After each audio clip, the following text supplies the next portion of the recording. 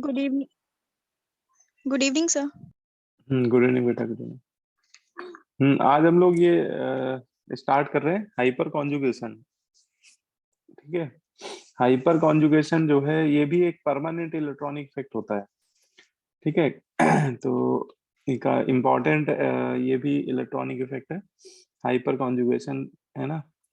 तो देखिए hyper conjugation किस तरह के मॉलिक्यूल्स में होता है, किस तरह के ऑर्गेनिक कंपाउंड्स में ये देखा जाता है। तो सबसे पहले तो ये पता होना चाहिए कि एक परमानेंट इलेक्ट्रॉनिक इफेक्ट है ना। ये भी हमारा एक परमानेंट इलेक्ट्रॉनिक इफेक्ट है। और इसको प्रपोज किया था, ये साइंटिस्ट थे बेकर नेथन, है ना। बेकर नेथन ने इसको क्या किया था, प्रपोज किया था। तो इस हाइपर कॉन्जुगेशन इफेक्ट को बेकर नेथन इफेक्ट के नाम से भी पढ़ते हैं हम लोग, है ना। कहीं पर अगर लिखा हो कि बेकर नेथन इफेक्ट, तो समझ जाइएगा वो हाइपर कॉन्जुगेशन इफेक्ट की ही बात कर रहे हैं। ठीक है। तो ये Baker Nathan effect is also known as hyperconjugation effect. अब ये क्या है बेकर नेथन इफेक्ट या हाइपर कॉन्जुगेशन क्या होता है, इसको पहले समझते हैं। जैसे आपकी कोई एल्कीन है ना, जैसे आपने दो कार्बन की कोई एल्कीन ले लिया, और दो कार्बन की एल्कीन है, तो कार्बन कार्बन के बीच में डबल बॉन्ड है, और डबल बॉन्ड की जो बॉन्ड लेंथ मेजर की जाती है एक्सपेरिमेंटली, ये आपकी नियरली होती है 1.34 एंगस्ट्रॉम, है ना। कार्बन कार्बन डबल बॉन्ड की जो बॉन्ड लेंथ होती है ये आपकी होती है 1.34 एंगस्ट्रॉम। लेकिन अब जैसे ये एथीन में तो 1.34 आ रही है, लेकिन आपने अगर कोई हायर एल्कीन ले लिया, जैसे आपने प्रोपीन ले लिया, आपने क्या ले लिया, प्रोपीन। तो प्रोपीन में देखा जाता है ये कार्बन कार्बन जो बॉन्ड लेंथ होती है ये थोड़ी सी लॉन्गर हो जाती है। मतलब ये 1.34 से के इक्वल नहीं आती है, जबकि यहाँ भी कार्बन कार्बन के बीच में डबल बॉन्ड ही है, लेकिन डबल बॉन्ड होने के बावजूद भी ये बॉन्ड लेंथ सेम नहीं आती है। तो बेकर नेथन के जो एक्सपेरिमेंट थे वो इसी पे बेस्ड थे। वो जब एल्कीन्स पे बॉन्ड लेंथ मेजर कर रहे थे, तो वो देख रहे थे कि सभी एल्कीन की कार्बन कार्बन के बीच का जो बॉन्ड लेंथ है, डबली बॉन्डेड कार्बन के बीच की जो बॉन्ड लेंथ होती है वो भी डिफर करती है। ठीक है। यहाँ पे जैसे 1.34 है, तो प्रोपीन में भी ये 1.34 होनी चाहिए, लेकिन प्रोपीन में ये बॉन्ड लेंथ थोड़ी सी ज्यादा होती है 1.34 से। ठीक है। और जैसे यहाँ पे इन्होंने ब्यूटीन 2 ले लिया, तो ब्यूटीन 2 में जो बॉन्ड लेंथ है ये प्रोपीन की बॉन्ड लेंथ से भी थोड़ी ज्यादा थी। ठीक है। तो ये थोड़ी सी चौंकाने वाली बात थी कि उनके मन में ये बात आई कि ऐसा क्यों, ऐसा क्या हो रहा है। है तो सभी कार्बन कार्बन के बीच में डबल बॉन्ड ही बन रहा है, तो बॉन्ड लेंथ तो आइडेंटिकल होनी चाहिए, लेकिन ये डिफरेंस क्यों आ रहा है। और ये डिफरेंस काफी ऐसा भी नहीं कि इग्नोरेबल डिफरेंस है, सिग्निफिकेंट डिफरेंस आ रहा था। तो उसको एक्सप्लेन करने के लिए इन्होंने इस तरह की जो ये बॉन्ड लेंथ है एल्कीन्स में, ठीक है, ऐसे ही एल्काइंस में भी उन्होंने देखा। इसको एक्सप्लेन करने के लिए उन्होंने इस इफेक्ट को डिफाइन किया कि ये जितने भी एल्कीन्स होते हैं, एल्काइंस होते हैं, ठीक है। और इन्होंने दो इंटरमीडिएट भी बताए, कार्बोकैटायन और कार्बेनायन। इनमें भी देखा जाता है कि इनमें भी हाइपर कॉन्जुगेशन इफेक्ट होता है। ठीक है। तो ये हाइपर कॉन्जुगेट इफेक्ट अभी हम लोग देखेंगे किन किन किस किस तरह के मॉलिक्यूल में होता है। तो अगर इसको हम लोग टू द पॉइंट में आपको बताऊं, तो एल्कीन में ये देखा जाता है, एल्काइंस में देखा जाता है, और इंटरमीडिएट के केस में कार्बोकैटायन में भी देखा जाता है। ठीक है। और जो फ्री रेडिकल होते हैं, जो फ्री रेडिकल, उनमें भी ये इफेक्ट देखने को मिलता है, कार्बन आयन में नहीं मिलता है। ठीक है। कार्बोकैटायन में मिलता है, फ्री रेडिकल में। तो ये हम लोग को पहले समझना है कि हाइपर कॉन्जुगेशन किस तरह से बन रहा है। ये मैं ऑर्डर भी लिख देता हूँ कि इसमें सबसे ज्यादा जो बॉन्ड लेंथ है वो सी है, और फिर बी है, फिर ए है। अगर आपसे कार्बन कार्बन बॉन्ड लेंथ पूछ दिया जाए तो उसका ऑर्डर क्या हो जाएगा, इन्हीं तीनों मॉलिक्यूल में। तो सबसे ज्यादा हो जाएगा सी वाली बॉन्ड लेंथ, फिर बी वाली, फिर ए वाली। ठीक है। अब इसके पीछे रीजन क्या बताया उन्होंने, देखिए उनके इसके पीछे रीजन उन्होंने बताया कि जैसे जैसे एल्कीन्स में अल्फा हाइड्रोजन्स का नंबर इंक्रीज होता जाता है ना, जैसे जैसे एल्कीन्स में बोलते हैं कि अल्फा हाइड्रोजन्स का नंबर इंक्रीज होता जाता है, वैसे ही उनके हाइपर कॉन्जुगेटिव स्ट्रक्चर्स का नंबर भी बढ़ता जाता है। अब जैसे ये एल्कीन है तो इसमें अल्फा हाइड्रोजन एक भी नहीं। अच्छा, आपको लग रहा होगा सर ये अल्फा हाइड्रोजन क्या है? तो अल्फा हाइड्रोजन ऐसे देखते हैं, देखिए जो कार्बन डबली बॉन्डेड कार्बन है इसको एज ए पूरा हम लोग फंक्शनल ग्रुप मान लेते हैं। ठीक है, डबली बॉन्डेड कार्बन को क्या मान लेते हैं? Functional group. ठीक है, वैसे भी एल्कीन एल्काइन एक तरह के फंक्शनल ग्रुप ही है। तो डबली बॉन्डेड कार्बन को आपने मान लिया फंक्शनल ग्रुप, और इससे डायरेक्टली बॉन्डेड कार्बन अगर कभी कनेक्टेड हो तो उस कार्बन को अल्फा कार्बन बोलते हैं। डबली बॉन्डेड कार्बन से जो डायरेक्टली बॉन्डेड कार्बन होते हैं वो लेफ्ट वाले कार्बन के साथ अटैच्ड हो चाहे राइट वाले के साथ अटैच्ड हो, उनको हम लोग क्या बोलेंगे? अल्फा। अल्फा कार्बन से जो डायरेक्टली बॉन्डेड कार्बन होंगे वो क्या होंगे? बीटा। ऐसे बीटा के साथ अगर आगे और लंबी चेन है तो उसके साथ जो अटैच कार्बन वो गामा होंगे। और अल्फा कार्बन पे जितने हाइड्रोजन्स होते हैं, ये अल्फा कार्बन से अटैच्ड हाइड्रोजन बेटा जो होते हैं, यही हाइपर कॉन्जुगेशन डिफाइन करते हैं। मतलब जो हाइपर कॉन्जुगेशन हम लोग पढ़ रहे हैं उसके लिए रिस्पॉन्सिबल ये अल्फा हाइड्रोजन ही होते हैं। ठीक है, और जितने ज्यादा अल्फा हाइड्रोजन होते हैं किसी एल्कीन या एल्काइन या कार्बोकैटायन या फ्री रेडिकल के रिस्पेक्ट में, उसके उतने ज्यादा हाइपर कॉन्जुगेटेड स्ट्रक्चर बनते हैं, है ना। अब जैसे ये वाला एल्कीन है, इसमें तो एक भी अल्फा हाइड्रोजन नहीं, इसमें अल्फा कार्बन ही नहीं है ना, तो इसमें अल्फा हाइड्रोजन कितने हैं? एक भी नहीं, जीरो बोल सकते हो। लेकिन जो ये वाला एल्कीन है इसमें देखें, प्रोपीन की अगर बात करें तो प्रोपीन में बताइए कितने कार्बन अल्फा कार्बन है? दो, वन। है ना। वन। हाँ, अल्फा कार्बन तो वन है ना। और अल्फा हाइड्रोजन की अगर बात करें तो इसमें पूरे पूरे तीन अल्फा हाइड्रोजन है ना। यस। यस ठीक है, सर। और ये जो तीनों अल्फा हाइड्रोजन है यही हाइपर कॉन्जुगेशन में इन्वॉल्व हो रहे होंगे, यही बना रहे होंगे हाइपर कॉन्जुगेटेड स्ट्रक्चर। अभी हम लोग बना के देखेंगे कैसे बनाते हैं। ठीक है, अच्छा जैसे ये वाला एल्कीन है, इसमें अगर देखें तो इधर ये वाला कार्बन भी अल्फा है, ये वाला भी अल्फा है, इस पे भी तीन अल्फा हाइड्रोजन, इस पे भी तीन अल्फा हाइड्रोजन, तो इस पे टोटल अगर देखें तो सिक्स अल्फा हाइड्रोजन है। तो इसके जो सिक्स अल्फा हाइड्रोजन है वो इन्वॉल्व हो रहे होंगे किसमें? हाइपर कॉन्जुगेशन में। ठीक है, तो ये अभी आपको मैंने बिल्कुल बेसिक बात बताई है। अब देखो इसको अब डिटेल में समझते हैं। ठीक है, ये सारी बातें और अच्छे से क्लियर करते हैं। देखिए तो इसमें ये पहले मैंने आपको बताया है कि हाइपर कॉन्जुगेशन इफेक्ट किस किस तरह के ऑर्गेनिक मॉलिक्यूल में देखने को मिलता है ना, क्योंकि कई बार हमें ये पहचानना ही होता है कि किस मॉलिक्यूल में हाइपर कॉन्जुगेशन इफेक्ट हो रहा है और किस में नहीं हो रहा है, तो ये देखना भी जरूरी है। तो हाइपर कॉन्जुगेशन इफेक्ट बोलते हैं this effect observe in alkenes, alkynes, carbocation and free radical. Hyper conjugation effect जो देखा जाता है ये एल्कीन्स में देखा जाता है, एल्काइंस में देखा जाता है, कार्बोकैटायंस में देखने को मिलता है और फ्री रेडिकल्स में देखने को मिलता है। ठीक है, तो ये चार स्पेसीज हमें पता होनी चाहिए। ठीक है, और हाइपर कॉन्जुगेशन में बोलते हैं only alpha hydrogen, only alpha hydrogen. और एक बात और बहुत ही इंपॉर्टेंट है कि ये अल्फा हाइड्रोजन जो होना चाहिए वो sp3 हाइब्रिडाइज कार्बन से कनेक्ट होना चाहिए, है ना। ये भी देखना पड़ता है कि वो अल्फा हाइड्रोजन ऐसे कार्बन से कनेक्ट होना चाहिए जिसपे हाइब्रिडाइजेशन क्या हो? sp3। कई बार ऐसा होगा कि alpha carbon sp2 hybridize carbon से कनेक्ट होगा, तो वो वाले अल्फा हाइड्रोजन फिर हाइपर कॉन्जुगेशन में पार्टिसिपेट नहीं करते हैं।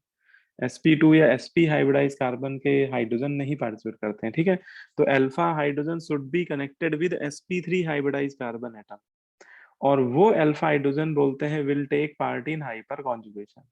ऐसे अल्फा हाइड्रोजन पार्टिसिपेट करते हैं किसमें? Hyper conjugation. ठीक है, अब कोई पूछे भैया ये बताओ बेटा कि डिफाइन हाइपर कॉन्जुगेशन, अगर आपके एग्जाम में यही पूछ दिया गया, डिफिनेशन ही पूछ दी गई कि हाइपर कॉन्जुगेशन की डिफिनेशन बताइए क्या है हाइपर कॉन्जुगेशन, तो उसको इसकी डिफिनेशन क्या कहती है? डिफिनेशन देख लेते हैं। डिफिनेशन बोलती है when a sigma carbon hydrogen bond, when a sigma carbon hydrogen bond of a sp3 hybridized alpha carbon lie in conjugation with carbon carbon double bond, carbon carbon triple bond, carbocation, free radical. ठीक है, क्या कहना चाह रहा है, समझ में आ रही है आपको बात?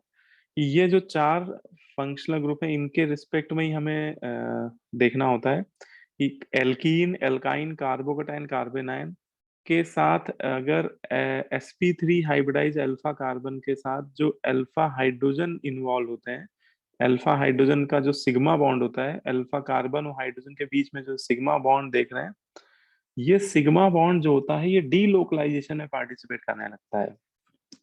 अच्छा, एक इसमें इंपॉर्टेंट बात ये आपको मिलेगी कि अभी तक हम लोग जितने भी रेजोनेंस पढ़ के आए हैं, जितने भी स्टैंडर्ड टाइप के जो रेजोनेंस होते हैं, उसमें पाई बॉन्ड का डीलोकलाइजेशन हम लोगों ने देखा था कि उनमें पाई इलेक्ट्रॉन डीलोकलाइज करता है। लेकिन ये हाइपर कॉन्जुगेशन एक स्पेशल टाइप का रेजोनेंस ही होता है, और इसमें इसमें सिग्मा इलेक्ट्रॉन का डीलोकलाइजेशन देखा जाता है पाई बॉन्ड के साथ, है ना? है ना, सिग्मा बॉन्ड आपके जो अल्फा कार्बन और हाइड्रोजन के बीच में होता है, जो सिग्मा बॉन्ड है, ये सिग्मा बॉन्ड डीलोकलाइज करने लगते हैं। ठीक है, तो ये बोला जाता है कि ये बिल्कुल एक डिफरेंट टाइप का रेजोनेंस है। ठीक है, इसको हम लोग एक डिफरेंट टाइप का रेजोनेंस भी बोलते हैं। तो है ना, बात आ रही समझ में सभी को? Yes sir. है ना, देखिए इसकी डिफिनेशन समझ लेते हैं पूरी। इसमें फिर से पढ़ लेते हैं। When a sigma carbon hydrogen bond of a sp3 hybridized alpha carbon lie in conjugation with carbon carbon double bond, triple bond, carbocation, free radical, then sigma bond pair of CH bond overlap with adjacent p orbital. This type of delocalization of sigma bond is called hyperconjugation. तो बोलते हैं कि जब भी इन functional group alkene, alkyne, carbocation, free radical से alpha carbon पे जो hydrogen attached होता है, वो अगर वो कॉन्जुगेशन में आ जाता है, मतलब इनके अल्टरनेट पोजीशन पे आते हैं, ठीक है, क्योंकि अल्फा कार्बन के हाइड्रोजन हमेशा कॉन्जुगेशन में आ जाया करेंगे, है ना, अल्टरनेट पोजीशन पे आ जाया करेंगे इनके रिस्पेक्ट में। तो ये सिग्मा बॉन्ड पेयर जो होते हैं वो ओवरलैप करने लगते हैं, ठीक है, अपने एडजेसेंट पी ऑर्बिटल के साथ, और इस तरह के डीलोकलाइजेशन को ही हाइपर कॉन्जुगेशन बोलते हैं, या इसे एक और नाम दिया जाता है नो बॉन्ड रेजोनेंस भी बोलते हैं, है ना। Hyperconjugation is also known as no bond resonance, और इसे बेकर नेथन इफेक्ट भी बोलते हैं।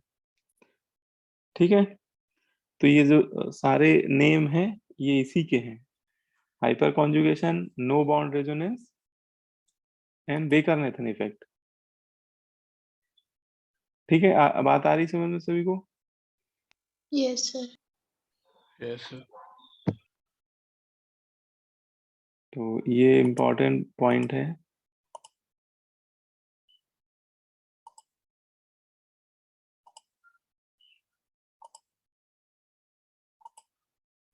ठीक है, अब इसमें कॉन्सेप्ट एक आपको बताता हूँ। कॉन्सेप्ट क्या है कि अगर किसी क्वेश्चन में आपसे ये पूछा जाए कि कोई अल्कीन दे दिया जाए, एल्काइन दे दिया जाए, या कार्बोकैटायन या फ्री रेडिकल दे दिया जाए, और आपसे number of hyper conjugate structures पूछे हैं, तो number of hyper conjugate structure exactly उस कंपाउंड में जितने अल्फा हाइड्रोजन होते हैं उन्हीं के नंबर के बराबर होते हैं। ठीक है, number of alpha hydrogen is equal to number of hyperconjugative structure. तो जितने अल्फा हाइड्रोजन होंगे उतने ही उसके एग्जैक्ट बनेंगे अल्फा हाइड्रोजन। अगर किसी एल्कीन में मान लीजिए कि 3 अल्फा हाइड्रोजन है, तो उसके 3 ही बनेंगे फिर हाइपर कॉन्जुगेट स्ट्रक्चर। अगर 6 है तो 6 बनेंगे। तो जितने अल्फा हाइड्रोजन होते हैं बेटा उतने ही हाइपर कॉन्जुगेटिव स्ट्रक्चर्स का नंबर होता है। और ये भी बोला जाता है कि जितने ज्यादा हाइपर कॉन्जुगेट स्ट्रक्चर्स होंगे, उस एल्कीन या एल्काइन की या कार्बोकैटायन या फ्री रेडिकल की स्टेबिलिटी उतनी ज्यादा होगी, है ना। तो stability of alkene, alkyne, carbocation और free radical is also directly proportional to number of hyperconjugative structure. ठीक है, जितने हाइपर कॉन्जुगेट स्ट्रक्चर बेटा ज्यादा होंगे उतनी स्टेबिलिटी भी ज्यादा होगी। ठीक है। तो कई बार आपको स्टेबिलिटी ऑर्डर लिखने को भी दिया जा सकता है, एल्कीन का, एल्काइन का, कार्बोकेटाइन का या फ्री रेडिकल का। तो आप देख लीजिएगा कि जिसके ज्यादा हाइपर कॉन्जुगेट स्ट्रक्चर बन रहे होंगे उसकी स्टेबिलिटी भी ज्यादा होगी। ठीक है, बोलो इतनी बात आएगी समझ, Yes, sir. है ना। अब देखो, तो इसमें अब थोड़ा हम लोग को पहले प्रैक्टिस करना होगा कि how to determine, how to count number of hyper conjugate structure. क्योंकि अगर आपने काउंटिंग करना सीख लिया हाइपर कॉन्जुगेट स्ट्रक्चर्स का नंबर बताने के लिए आपको अल्फा हाइड्रोजन काउंट करने होंगे, है ना। और जितने अल्फा हाइड्रोजन होंगे उतने ही हाइपर कॉन्जुगेट स्ट्रक्चर होंगे। तो आपको क्वेश्चंस में कोई दिक्कत नहीं आएगी, क्योंकि क्वेश्चन में आपसे यही पूछा जा रहा होगा, है ना। हाइपर कॉन्जुगेट स्ट्रक्चर से रिलेटेड ही क्वेश्चन आपका पूछा जा रहा होगा। जितने ज्यादा हाइपर कॉन्जुगेट स्ट्रक्चर होंगे उतनी स्टेबिलिटी ज्यादा होगी, हो सकता है आपसे स्टेबिलिटी ऑर्डर पूछ ले, है ना। तो ये थोड़ा सा हम लोग को प्रैक्टिस कर लेते हैं। जैसे देखो, इसमें सबसे पहली जो एल्कीन है, इसमें अगर आपसे पूछा जाए कि बताइए कि इसमें कितने अल्फा हाइड्रोजन है, नंबर ऑफ अल्फा हाइड्रोजन, कौन बताएगा भाई इसमें।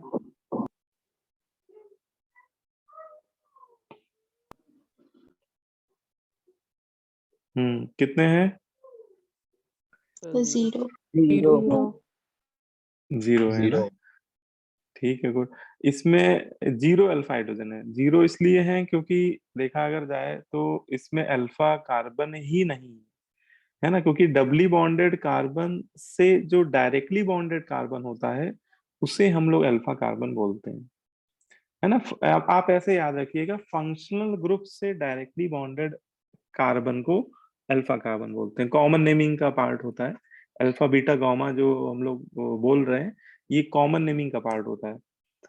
तो इसमें तो डबली बॉन्डेड कार्बन से डायरेक्टली बॉन्डेड कोई कार्बन ही नहीं है, ठीक है। अच्छा, किसी बच्चे के मन में आ सकता है सर ये कार्बन डबली बॉन्डेड, इससे डायरेक्टली बॉन्डेड कार्बन तो ये वाला हो गया। तो इसके ये दो हाइड्रोजन हम लोग काउंट करेंगे, तो ये वाला काउंट, ये ठीक है, ये वाला कार्बन इससे डायरेक्टली बॉन्डेड है, मान मान रहे हैं, ठीक है। बट ये sp2 हाइब्रिडाइज है। अगर ये भी ध्यान से देखो, ये कार्बन डबली बॉन्डेड, इसका मतलब इसमें हाइब्रिडाइजेशन क्या है, sp2। तो sp2 हाइब्रिडाइज कार्बन के हाइड्रोजन तो वैसे भी हाइपर कॉन्जुगेशन में इन्वॉल्व नहीं होते, ठीक है। तो ये ध्यान रखना है कि sp2 वाले कभी मत गिनिएगा, है ना। तो इस मॉलिक्यूल में ओवरऑल देखा जाए तो इसमें एक भी अल्फा हाइड्रोजन नहीं, जीरो अल्फा हाइड्रोजन है ना। इसको लिख देता हूं मैं, zero. Number of hyper conjugate structure zero. क्यों जीरो है? क्योंकि इसमें अल्फा हाइड्रोजन ही जीरो है, ठीक है। अब जैसे सेकंड एग्जांपल है, सेकंड एग्जांपल में कितने अल्फा हाइड्रोजन है? Three. 3 alpha hydrogen. Three alpha hydrogen. इसमें थ्री हो जाएंगे, है ना, बिल्कुल सही। तो इसमें डबली बॉन्डेड कार्बन से डायरेक्टली बॉन्डेड कार्बन, इसे हम लोग अल्फा कार्बन बोलेंगे। और इस अल्फा कार्बन पे तीन अल्फा हाइड्रोजन हमें देखने चाहिए, ठीक है। तो इसके टोटल तीन हाइपर कॉन्जुगेटेड स्ट्रक्चर बनेंगे, because this alkene have three alpha hydrogen, ठीक है। जितने अल्फा हाइड्रोजन उतने ही उसके बनेंगे हाइपर कॉन्जुगेट स्ट्रक्चर। अब जैसे ये वाला थर्ड वाला बता दिए, इसमें कितने हैं? 6. Six. Hydrogen. इसमें सिक्स है, बिल्कुल सही है ना। इसमें लेफ्ट वाला कार्बन भी अल्फा कार्बन बोला जाएगा और राइट वाला कार्बन भी अल्फा कार्बन है। दोनों पे तीन तीन हाइड्रोजन है, टोटल करेंगे तो सिक्स आ जाएगा। तो इसके टोटल सिक्स अल्फा हाइड्रोजन है, इट मींस इसके total six hyper conjugated structures बन रहे होंगे, ठीक है। अभी हम लोग ये बना के भी देखेंगे, अभी हम लोग काउंटिंग कर रहे हैं। और क्वेश्चंस में केवल काउंटिंग से ही आपका आंसर आ जाएगा, है ना। तो इसी पे प्रैक्टिस करना पहले जरूरी भी है। अच्छा, ये वाला भी देख लीजिए, फोर नंबर वाला देख लीजिए, इसमें कितने अल्फा 9. हाइड्रोजन? Nine. 9. बहुत बढ़िया, इसमें नाइन हो गए, है ना। इसमें ये वाला अल्फा है। अच्छा, ये वाला कार्बन भी डबली बॉन्डेड कार्बन से डायरेक्टली बॉन्डेड है, ये भी अल्फा ही बोला जाएगा। और ये वाला भी डबली बॉन्डेड कार्बन से कनेक्टेड है। टोटल तीन अल्फा कार्बन और तीनों पे तीन तीन हाइड्रोजन है, टोटल हो गए नाइन। तो इसके total nine hyper conjugate structure बनेंगे, है ना। इसके कोई बताओ भाई, इसके कितने बनेंगे?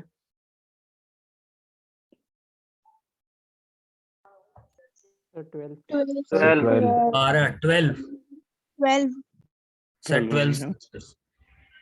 ठीक, करेक्ट बेटा। तो इसमें टोटल 12 बनते दिख रहे हैं ना। इसमें इसमें ये चारों कार्बन देखे जाए तो डबली बॉन्डेड से ही कार्बन से कनेक्टेड है, तो ये सभी अल्फा हो गए, तो टोटल 12 बन जाएंगे इसके। ठीक है। एल्कीन आपका साइक्लिक भी हो सकता है, जैसे अभी तक जितने एग्जांपल थे वो सब साइक्लिक एल्कीन के थे। अब जैसे नेक्स्ट एग्जांपल आपको मिल रहा है साइक्लिक एल्कीन का। हाँ, इसमें डबल बॉन्ड ये लगा नहीं है। अब सही हो गया क्वेश्चन। हाँ, अब बताओ इसमें कितने अल्फा कार्ब हाइड्रोजन हैं? 6 6 सर 6 नो 6 तो नहीं है, ध्यान से देखो। सर 7 6 no sir 4 4 है, है ना। इसमें देखो अल्फा कार्बन एक तो ये है, एक ये, इसमें अल्फा कार्बन दो ही है। आगे वाले कार्बन आप बोलोगे तो वो तो अल्फा से डायरेक्टली बॉन्डेड है, तो बीटा हो जाएंगे। हम लोग को बीटा गामा हाइड्रोजन से कोई लेना देना नहीं, क्योंकि only alpha hydrogen can participate in hyperconjugation, है ना। अब इस अल्फा कार्बन पे आप देखोगे तो इस कार्बन की दो वैलेंसी तो रिंग वाले कार्बन से अटैच्ड है, तो बचे हुए दो वैलेंसी पे हाइड्रोजन ही बैठे होंगे, इसका मतलब, है ना। हाइड्रोजन दिखाए नहीं जाते ना साइक्लिक कंपाउंड में, तो उनको हम लोग जब देखें तो टोटल 4 ही मिल रहे हैं, 2 यहाँ पे हैं, 2 यहाँ पे है ना। तो टोटल आप इसका आंसर 4 हो जाएगा फिर। तो इसमें 4 अल्फा हाइड्रोजन है और इसके 4 हाइपर कॉन्जुगेट स्ट्रक्चर बनेंगे। ठीक है। अब जैसे इसका बताओ भाई, कोई इस एल्कीन में कितने बन रहे हैं 7 हाइपर कॉन्जुगेट स्ट्रक्चर?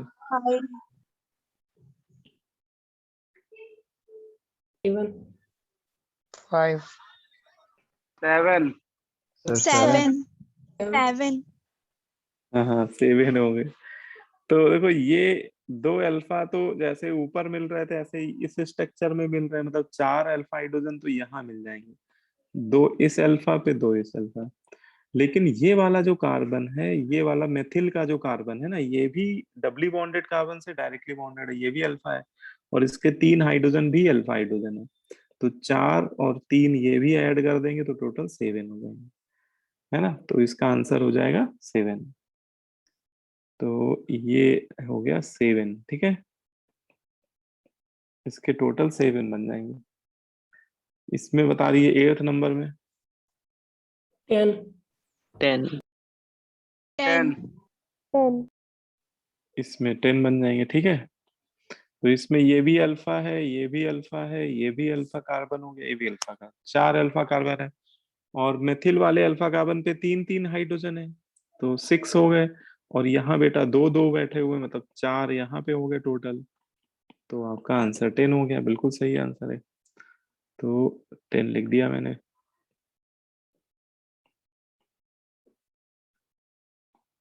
ठीक है।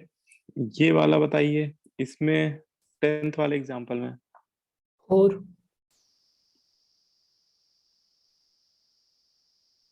3 हम्म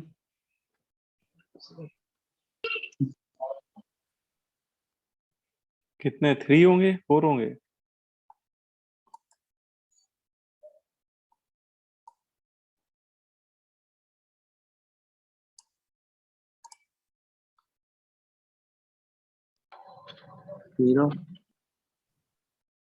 सर 1 सर 1 2 सर 2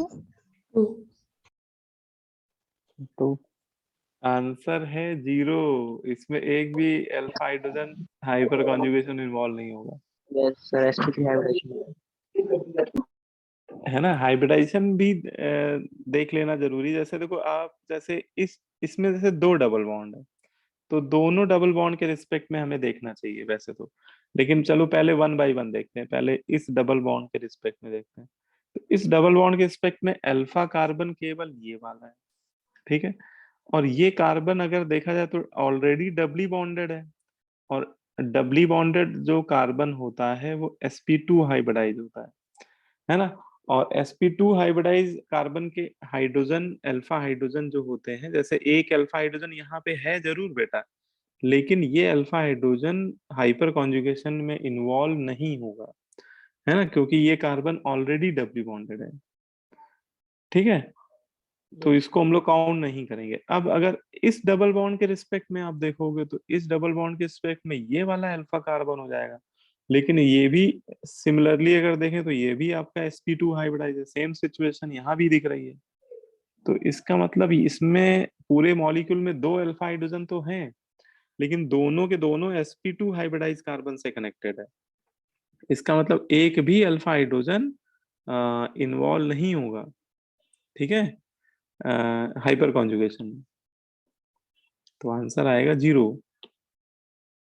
ठीक है, बोलो क्लियर हो गई बात, Yes, sir. है ना। अच्छा, एक मॉलिक्यूल में अगर एक से ज्यादा डबल बॉन्ड हो तो सभी के रिस्पेक्ट में फिर देखना पड़ता है। अब जैसे ये वाला एग्जांपल है, इसमें अच्छा बताइए, इसमें कितने अल्फा हाइड्रोजन हाइपर कॉन्जुगेशन में इन्वॉल्व होंगे? 6. 6. 6. हाँ ठीक है, करेक्ट, इसमें 6 हो जाएगा। तो इसमें जैसे पहले आप इस डबल बॉन्ड के रिस्पेक्ट में देखें तो एक ये अल्फा कार्बन है, एक ये अल्फा कार्बन है, लेकिन ये वाला अल्फा कार्बन आपका sp2 हाइब्रिडाइज होगा, तो है ना, तो ये लिख सकते हो not involve in hyper conjugation, तो ये वाला इन्वॉल्व नहीं होगा। ठीक है, लेकिन ये वाले तो तीनों होंगे ही, तीन अल्फा हाइड्रोजन जो लेफ्ट कार्बन से अटैच्ड है वो वाले तो होंगे ही। अब इधर वाले डबल बॉन्ड के रिस्पेक्ट में देखें तो ये वाला अल्फा नहीं इन्वॉल्व होगा क्योंकि ये sp2 है ना, लेकिन इधर वाला इन्वॉल्व हो जाएगा, ये sp3 है। तो तीन इधर भी मिल गए, तीन मतलब एक तीन अगर देखा है तो सबसे लेफ्ट पोजीशन पे है, टर्मिनल पोजीशन पे, तीन सबसे राइट वाले कार्बन पे, टोटल काउंट करेंगे तो 6 आ जाएंगे।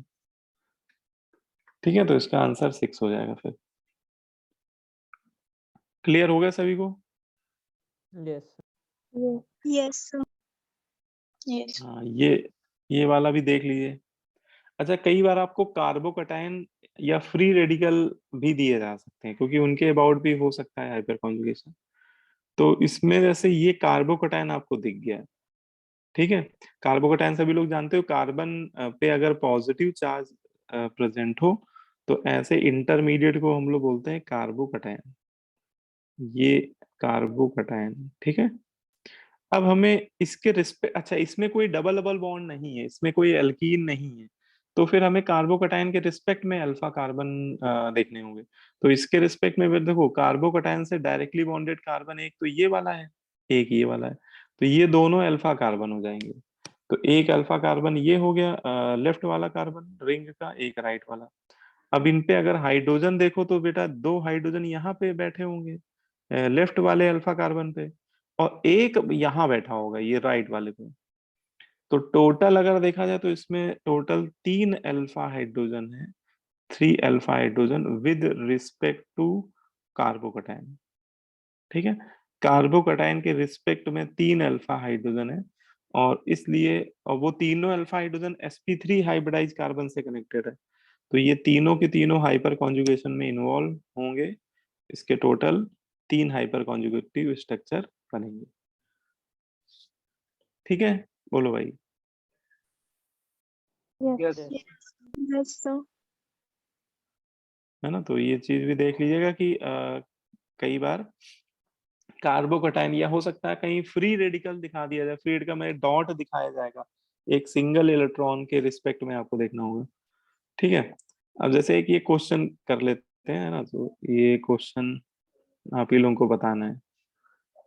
ठीक है, क्या कह रहा है जरा देखिए, पढ़िए एक बार। इसमें कह रहा है observe the following compound and right the number of hydrogen atom involve in hyper conjugation. ठीक है, आपको बताना है इस मॉलिक्यूल को देख के कि कितने हाइड्रोजन एटम ऐसे हैं जो हाइपर कॉन्जुगेशन में इन्वॉल्व हो रहे हैं। थोड़ा मैं बड़ा कर देता हूँ, है ना, आप स्ट्रक्चर अच्छे से देख पाओ जिससे। अब ये जूम डायग्राम देखो, इसमें बताओ।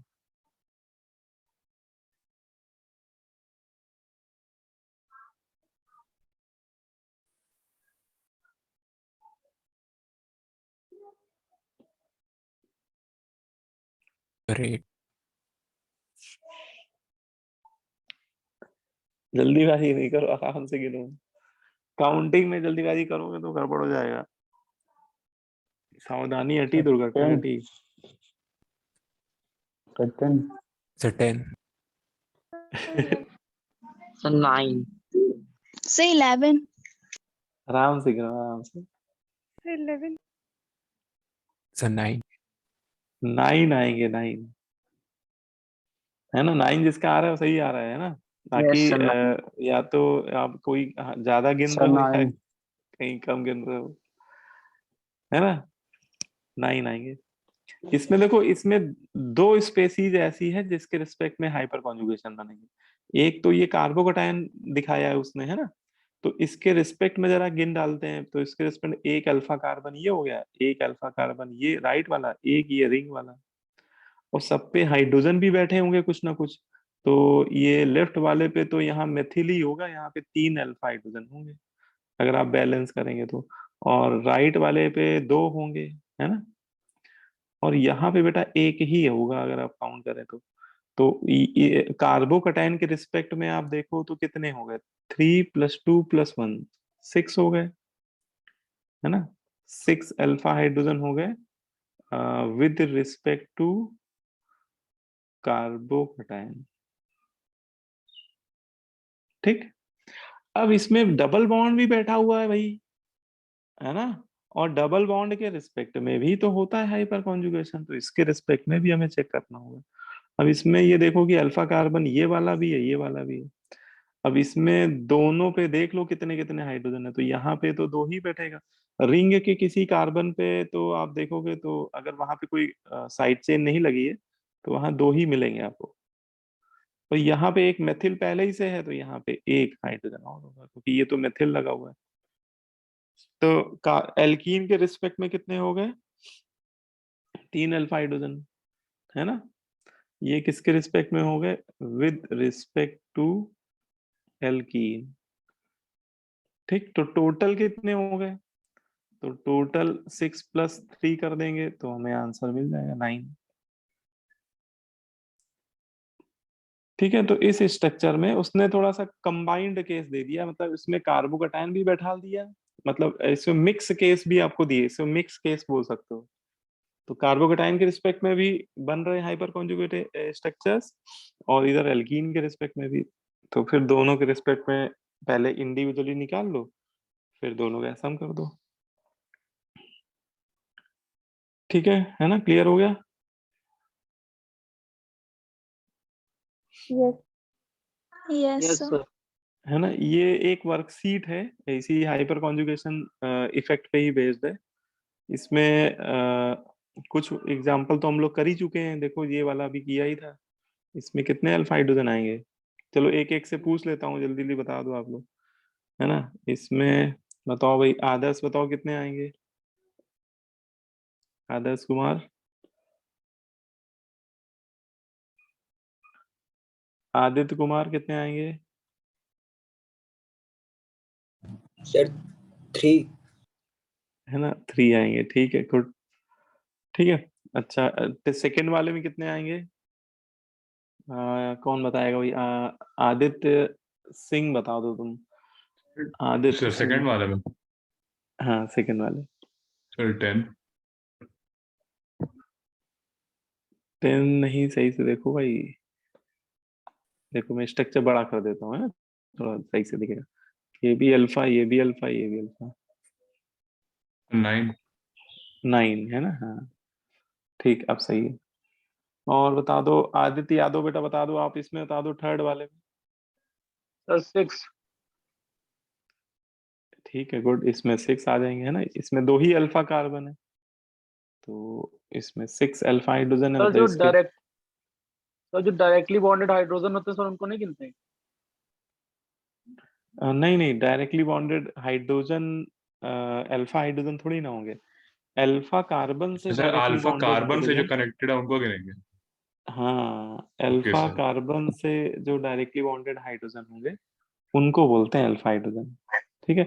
फंक्शनल ग्रुप से directly bonded hydrogen alpha hydrogen नहीं होते। है ना, तो इसमें ये वाले नहीं काउंट करेंगे। Okay sir. ठीक है, क्लियर। अब जैसे ये बता दो, यस सर। कौन बताएगा? आकाश बता दो, आकाश। सर 12। हाँ, इसमें 12th हो जाएंगे। ठीक है, इसमें ये भी अल्फा, ये भी अल्फा, ये भी अल्फा, ये भी, टोटल इसमें 12 अल्फा हाइड्रोजन। ठीक है, और अंकित बता दो बेटा 5th नंबर में।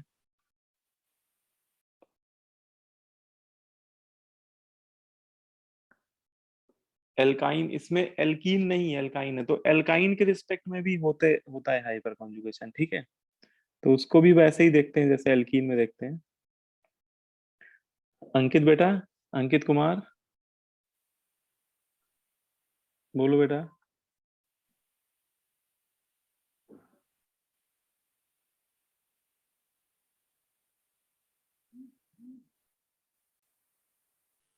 बेटा कितने हैं अल्फा हाइड्रोजन में?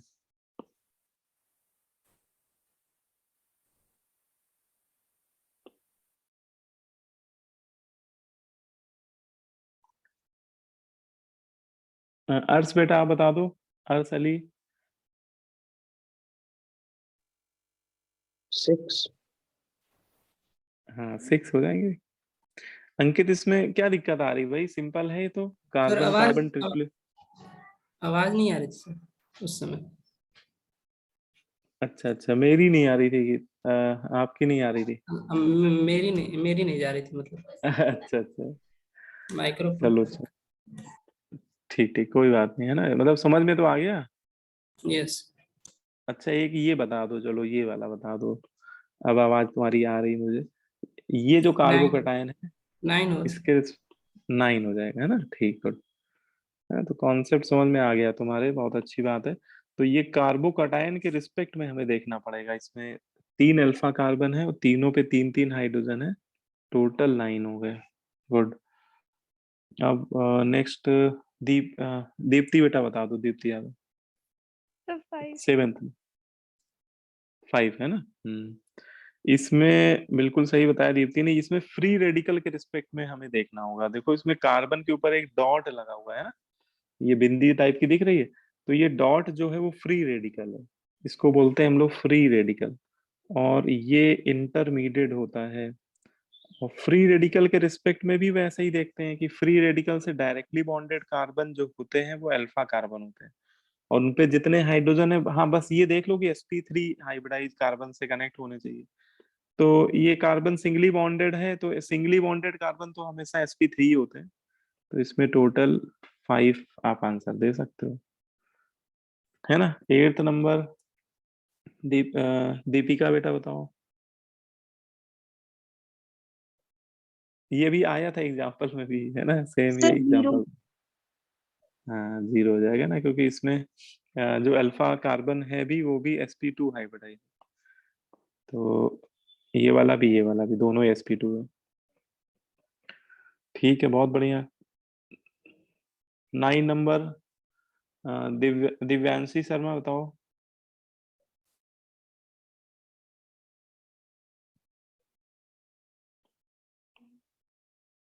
दिव्यांशी बेटा।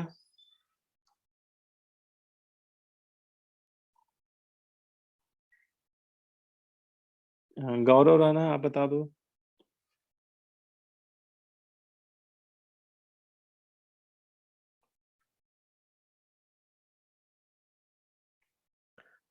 राणा राणा जी।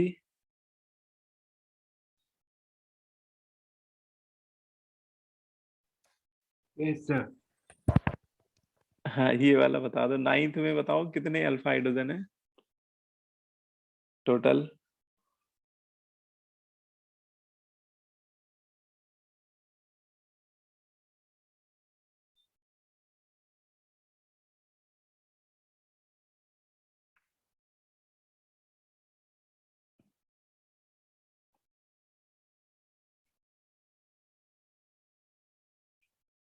ये तो अभी किया है ना हम लोगों ने, सिंपल है बेटा ये तो।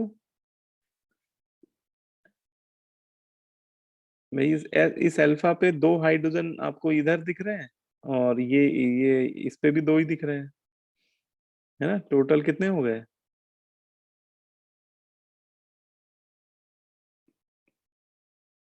हो गए, 4 हो गए। सेम क्वेश्चन किए थे, बस राइट साइड में डबल बॉन्ड था। हाँ बिल्कुल सही कह रहे हो, सेम क्वेश्चन था, है ना। अब राणा जी बताने ही नहीं चाह रहे। चलो अच्छा, कोई बात नहीं। हर्ष बेटा बताओ ये वाला 10th वाला।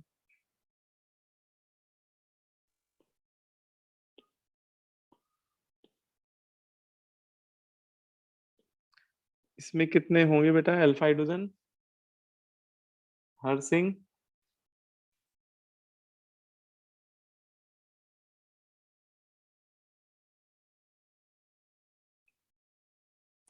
जूही बेटा कितने होंगे इसमें? Sir 2 alpha hydrogen. 2 alpha hydrogen, ठीक है, गुड। ये जो लोग आंसर नहीं दे रहे हैं, मैं ये मान के चल रहा हूँ कि वो लोग क्लास में अटेंटिव नहीं रहते हैं, क्योंकि ये क्वेश्चन अभी मैंने कराए हैं, है ना। गौरव बेटा, हर सिंह, हाँ मेरी आवाज आ रही है? क्लास में मुझे नहीं लग रहा है कि आप लोग सुन भी रहे हैं प्रॉपरली। जो लोग आंसर नहीं दे रहे हैं उनके लिए बोल रहा हूँ मैं। हाँ मोहम्मद फयाद बेटा बताओ ये वाला 11 वाला। सर 6 होगा। हाँ 6। अब बताओ जरा, थोड़ा बड़ा कर दिया मैंने। अल्फा ये भी है, ये भी है, और रिंग के भी तो 2 अल्फा है इधर। Yes sir. अब बताओ कितने हुए टोटल हाइड्रोजन?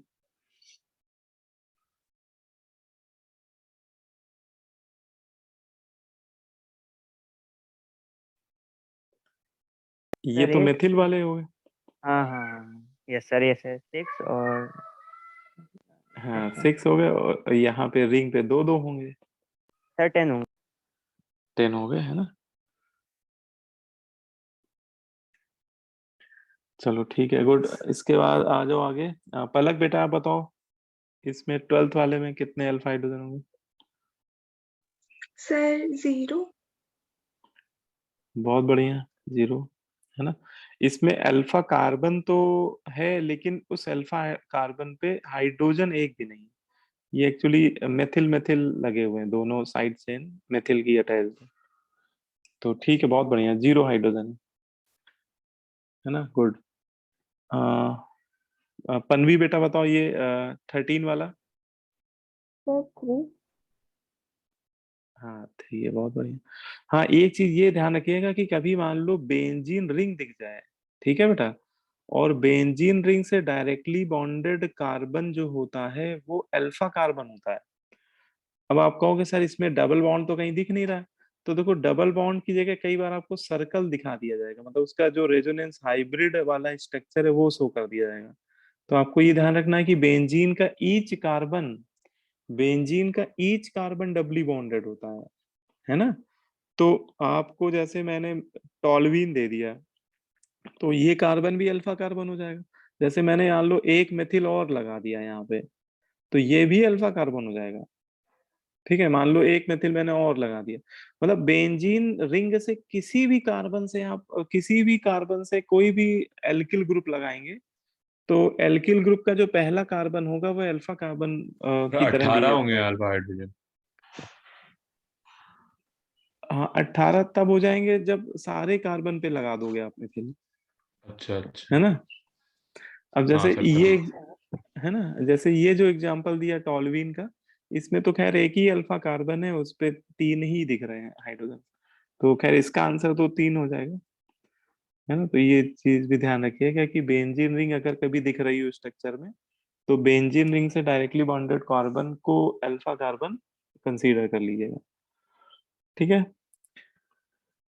तो हाँ पनवी ने सही बताया था, करेक्ट है आंसर। संभव बेटा बताओ 14 वाला, इसमें कितने होंगे अल्फा हाइड्रोजन? सर 3। 3 हो जाएंगे, ठीक है, बहुत बढ़िया। ये राइट वाले 3 हो जाएंगे, ठीक है, करेक्ट। अब इसमें 15 नंबर पे आते हैं। 15 नंबर सिद्धार्थ बेटा बताओ, सिद्धार्थ कुमार।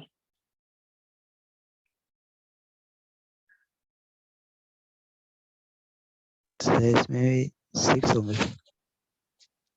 6 होंगे। अच्छा, इसमें हाइड्रोजन तो दिख नहीं रहा है ड्यूटेरियम ये। का सर ड्यूटेरियम लिख रहा है। ड्यूटेरियम है सर, हाइड्रोजन हाँ, तो हैप्पी ये वाटर। चीज, हाँ ये चीज हम लोग को ध्यान रखना है कि हाइड्रोजन या हाइड्रोजन का अगर कोई आइसोटोप भी दिख जाए, आइसोटोप मतलब जैसे ड्यूटेरियम या ट्राइट्रियम, तो वो भी हाइपर कॉन्जुगेशन में इन्वॉल्व होते हैं। मतलब ये ध्यान रखिएगा, हाइड्रोजन एंड इट्स आइसोटोप।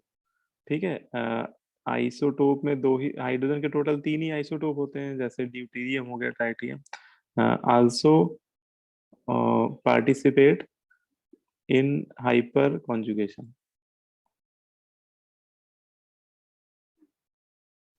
तो यहाँ पे ऐसा नहीं है ना, कंफ्यूज मत होइएगा। कई बार वो जानबूझ के अल्फा कार्बन की जगह अल्फा ड्यूटेरियम अटैच करके दे देगा, तो आप काउंट कर लीजिएगा उसको। तो 3 यहाँ पे, 3 ड्यूटेरियम और 3 यहाँ पे हो गए, तो टोटल 6 हो गए। ठीक है, तो आप इसके 6 अल्फा ड्यूटेरियम बोल दीजिएगा, और इसके टोटल 6 बन जाएंगे हाइपर कॉन्जुगेशन। ठीक है, तो करेक्ट आंसर बताया आपने। 16 नंबर बेटा कौन है इसके बाद? हाँ, नबील बेटा बताओ, 16 नंबर। सर 9। सही, फिर से देखो भाई, अब देखो सही से देखो, अब बताओ।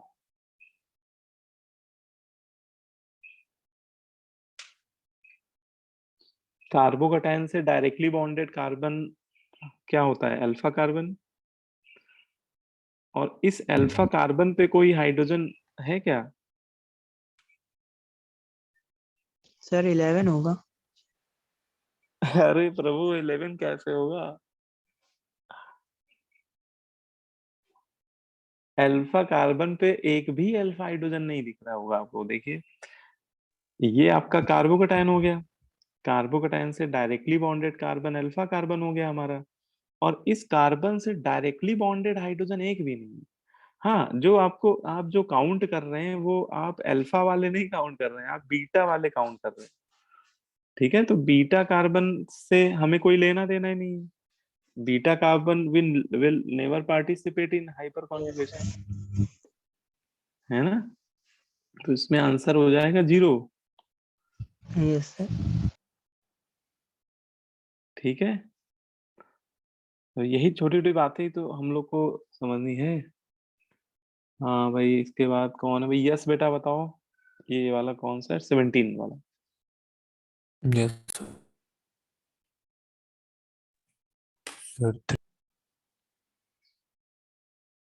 3 ना? ठीक है। इसमें देखो, आंसर 3 ये करेक्ट आंसर बताया है बेटा। देखो इसमें ये जो मेथिल है, मेथिल का जो ये कार्बन है, ये अल्फा कार्बन है। बेंजीन रिंग का ईच कार्बन डबली बॉन्डेड होता है ना? तो डबली बॉन्डेड कार्बन से डायरेक्टली बॉन्डेड कार्बन अल्फा, और इस पे 3 अल्फा हाइड्रोजन है।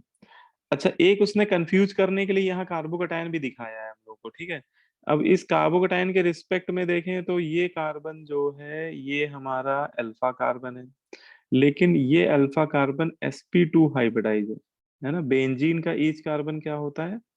sp2 हाइब्रिडाइज होता है। ठीक है, तो ये वाला काउंट नहीं करेंगे। अच्छा, ये भी किसी के मन में आ सकता है कि सर बेंजीन से डायरेक्टली बॉन्डेड कार्बन भी तो अल्फा होता है, तो ये वाला कार्बन भी देखा जाए तो अल्फा है विद रिस्पेक्ट टू बेंजीन, तो इसके ये 2 हाइड्रोजन काउंट कर लेने चाहिए हम लोगों को, है ना?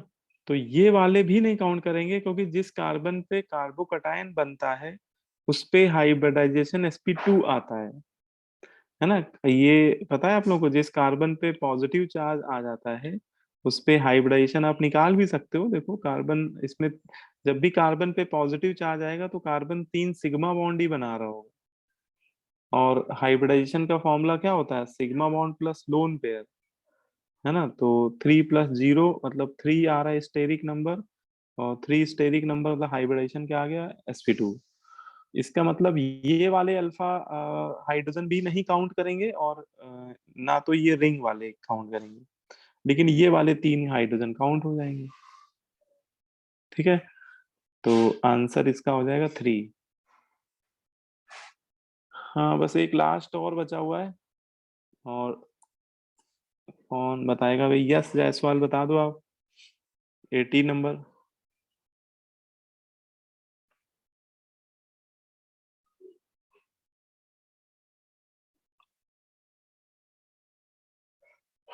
यस बेटा, आ रही है आवाज? Yes sir. हाँ, बताओ कितने होंगे? 80 नंबर वाले में देखना।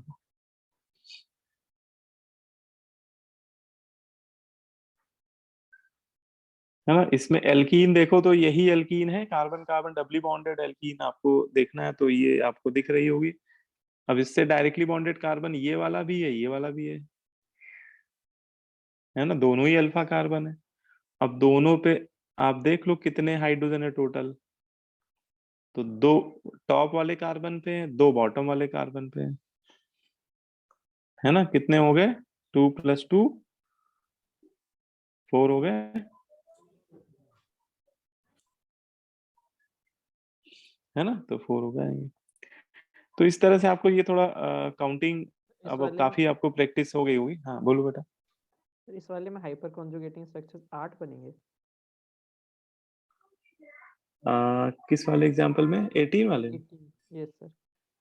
नहीं, 8 नहीं, 4 ही तो बनेंगे। देखो जितने अल्फा हाइड्रोजन होते हैं एग्जैक्टली उतने ही नंबर में हाइपर कॉन्जुगेट स्ट्रक्चर बनते हैं। सर क्योंकि एक बार एक हाइड्रोजन राइट वाले डबल बॉन्ड से करेगा, एक बार लेफ्ट वाले से हाइपर कॉन्जुगेशन।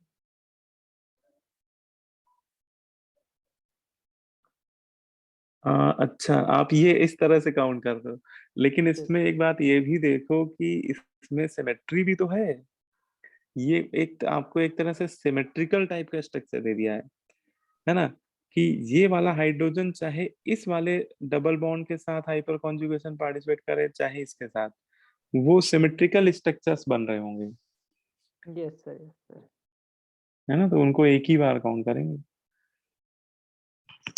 ठीक है ना, तो ये तुमने अच्छा यहाँ पे पूछा, तो सिमेट्रिकल स्ट्रक्चर्स को एक ही बार काउंट कर। अब देखो, अब हम लोग आते हैं कि how to draw resonating structure, hyper conjugate structure. हम लोग ने ये तो सीख लिया कि हाइपर कॉन्जुगेट स्ट्रक्चर का नंबर कैसे काउंट करते हैं, है ना, ये तो हम लोग ने डिस्कस कर लिया। अब अगर आपको सब्जेक्टिव पेपर में मान लो कोई मॉलिक्यूल दे दिया जाए और पूछा जाए बताइए इसके इसके हाइपर कॉन्जुगेट स्ट्रक्चर ड्रॉ करिए, है ना, ऐसा सब्जेक्टिव पेपर में आपसे पूछा भी जा सकता है। और थोड़ा बेटर अंडरस्टैंडिंग के लिए हमें पता भी होना चाहिए कि हाइपर कॉन्जुगेशन आखिर क्या होता, क्या है हाइपर कॉन्जुगेशन में। क्योंकि शुरुआत में हम लोगों ने ये बात करी थी कि इसमें अल्फा हाइड्रोजन पार्टिसिपेट करता है, वो भी सिग्मा बॉन्ड, अल्फा कार्बन और हाइड्रोजन का जो सिग्मा बॉन्ड होता है वो पार्टिसिपेट करता है। तो आपको उस समय लग रहा होगा कि सर ये कैसे हो सकता है ना, ये अल्फा हाइड्रोजन कैसे पार्टिसिपेट कर सकता है। तो यही चीज हम लोग को प्रैक्टिकली दिखनी भी चाहिए, है ना। एक बार हम लोग बना लेंगे स्ट्रक्चर, थोड़ा आपको फीलिंग आएगी कि हाँ ऐसा कुछ हो रहा है, या हाइपर कॉन्जुगेशन क्या होता है एग्जैक्टली। तो देखो ये मैंने एग्जांपल लिया है किसका? प्रोटीन का। ठीक है, हम लोग जो हाइपर कॉन्जुगेट स्ट्रक्चर देखने जा रहे हैं वो प्रोटीन के देखने जा रहे हैं।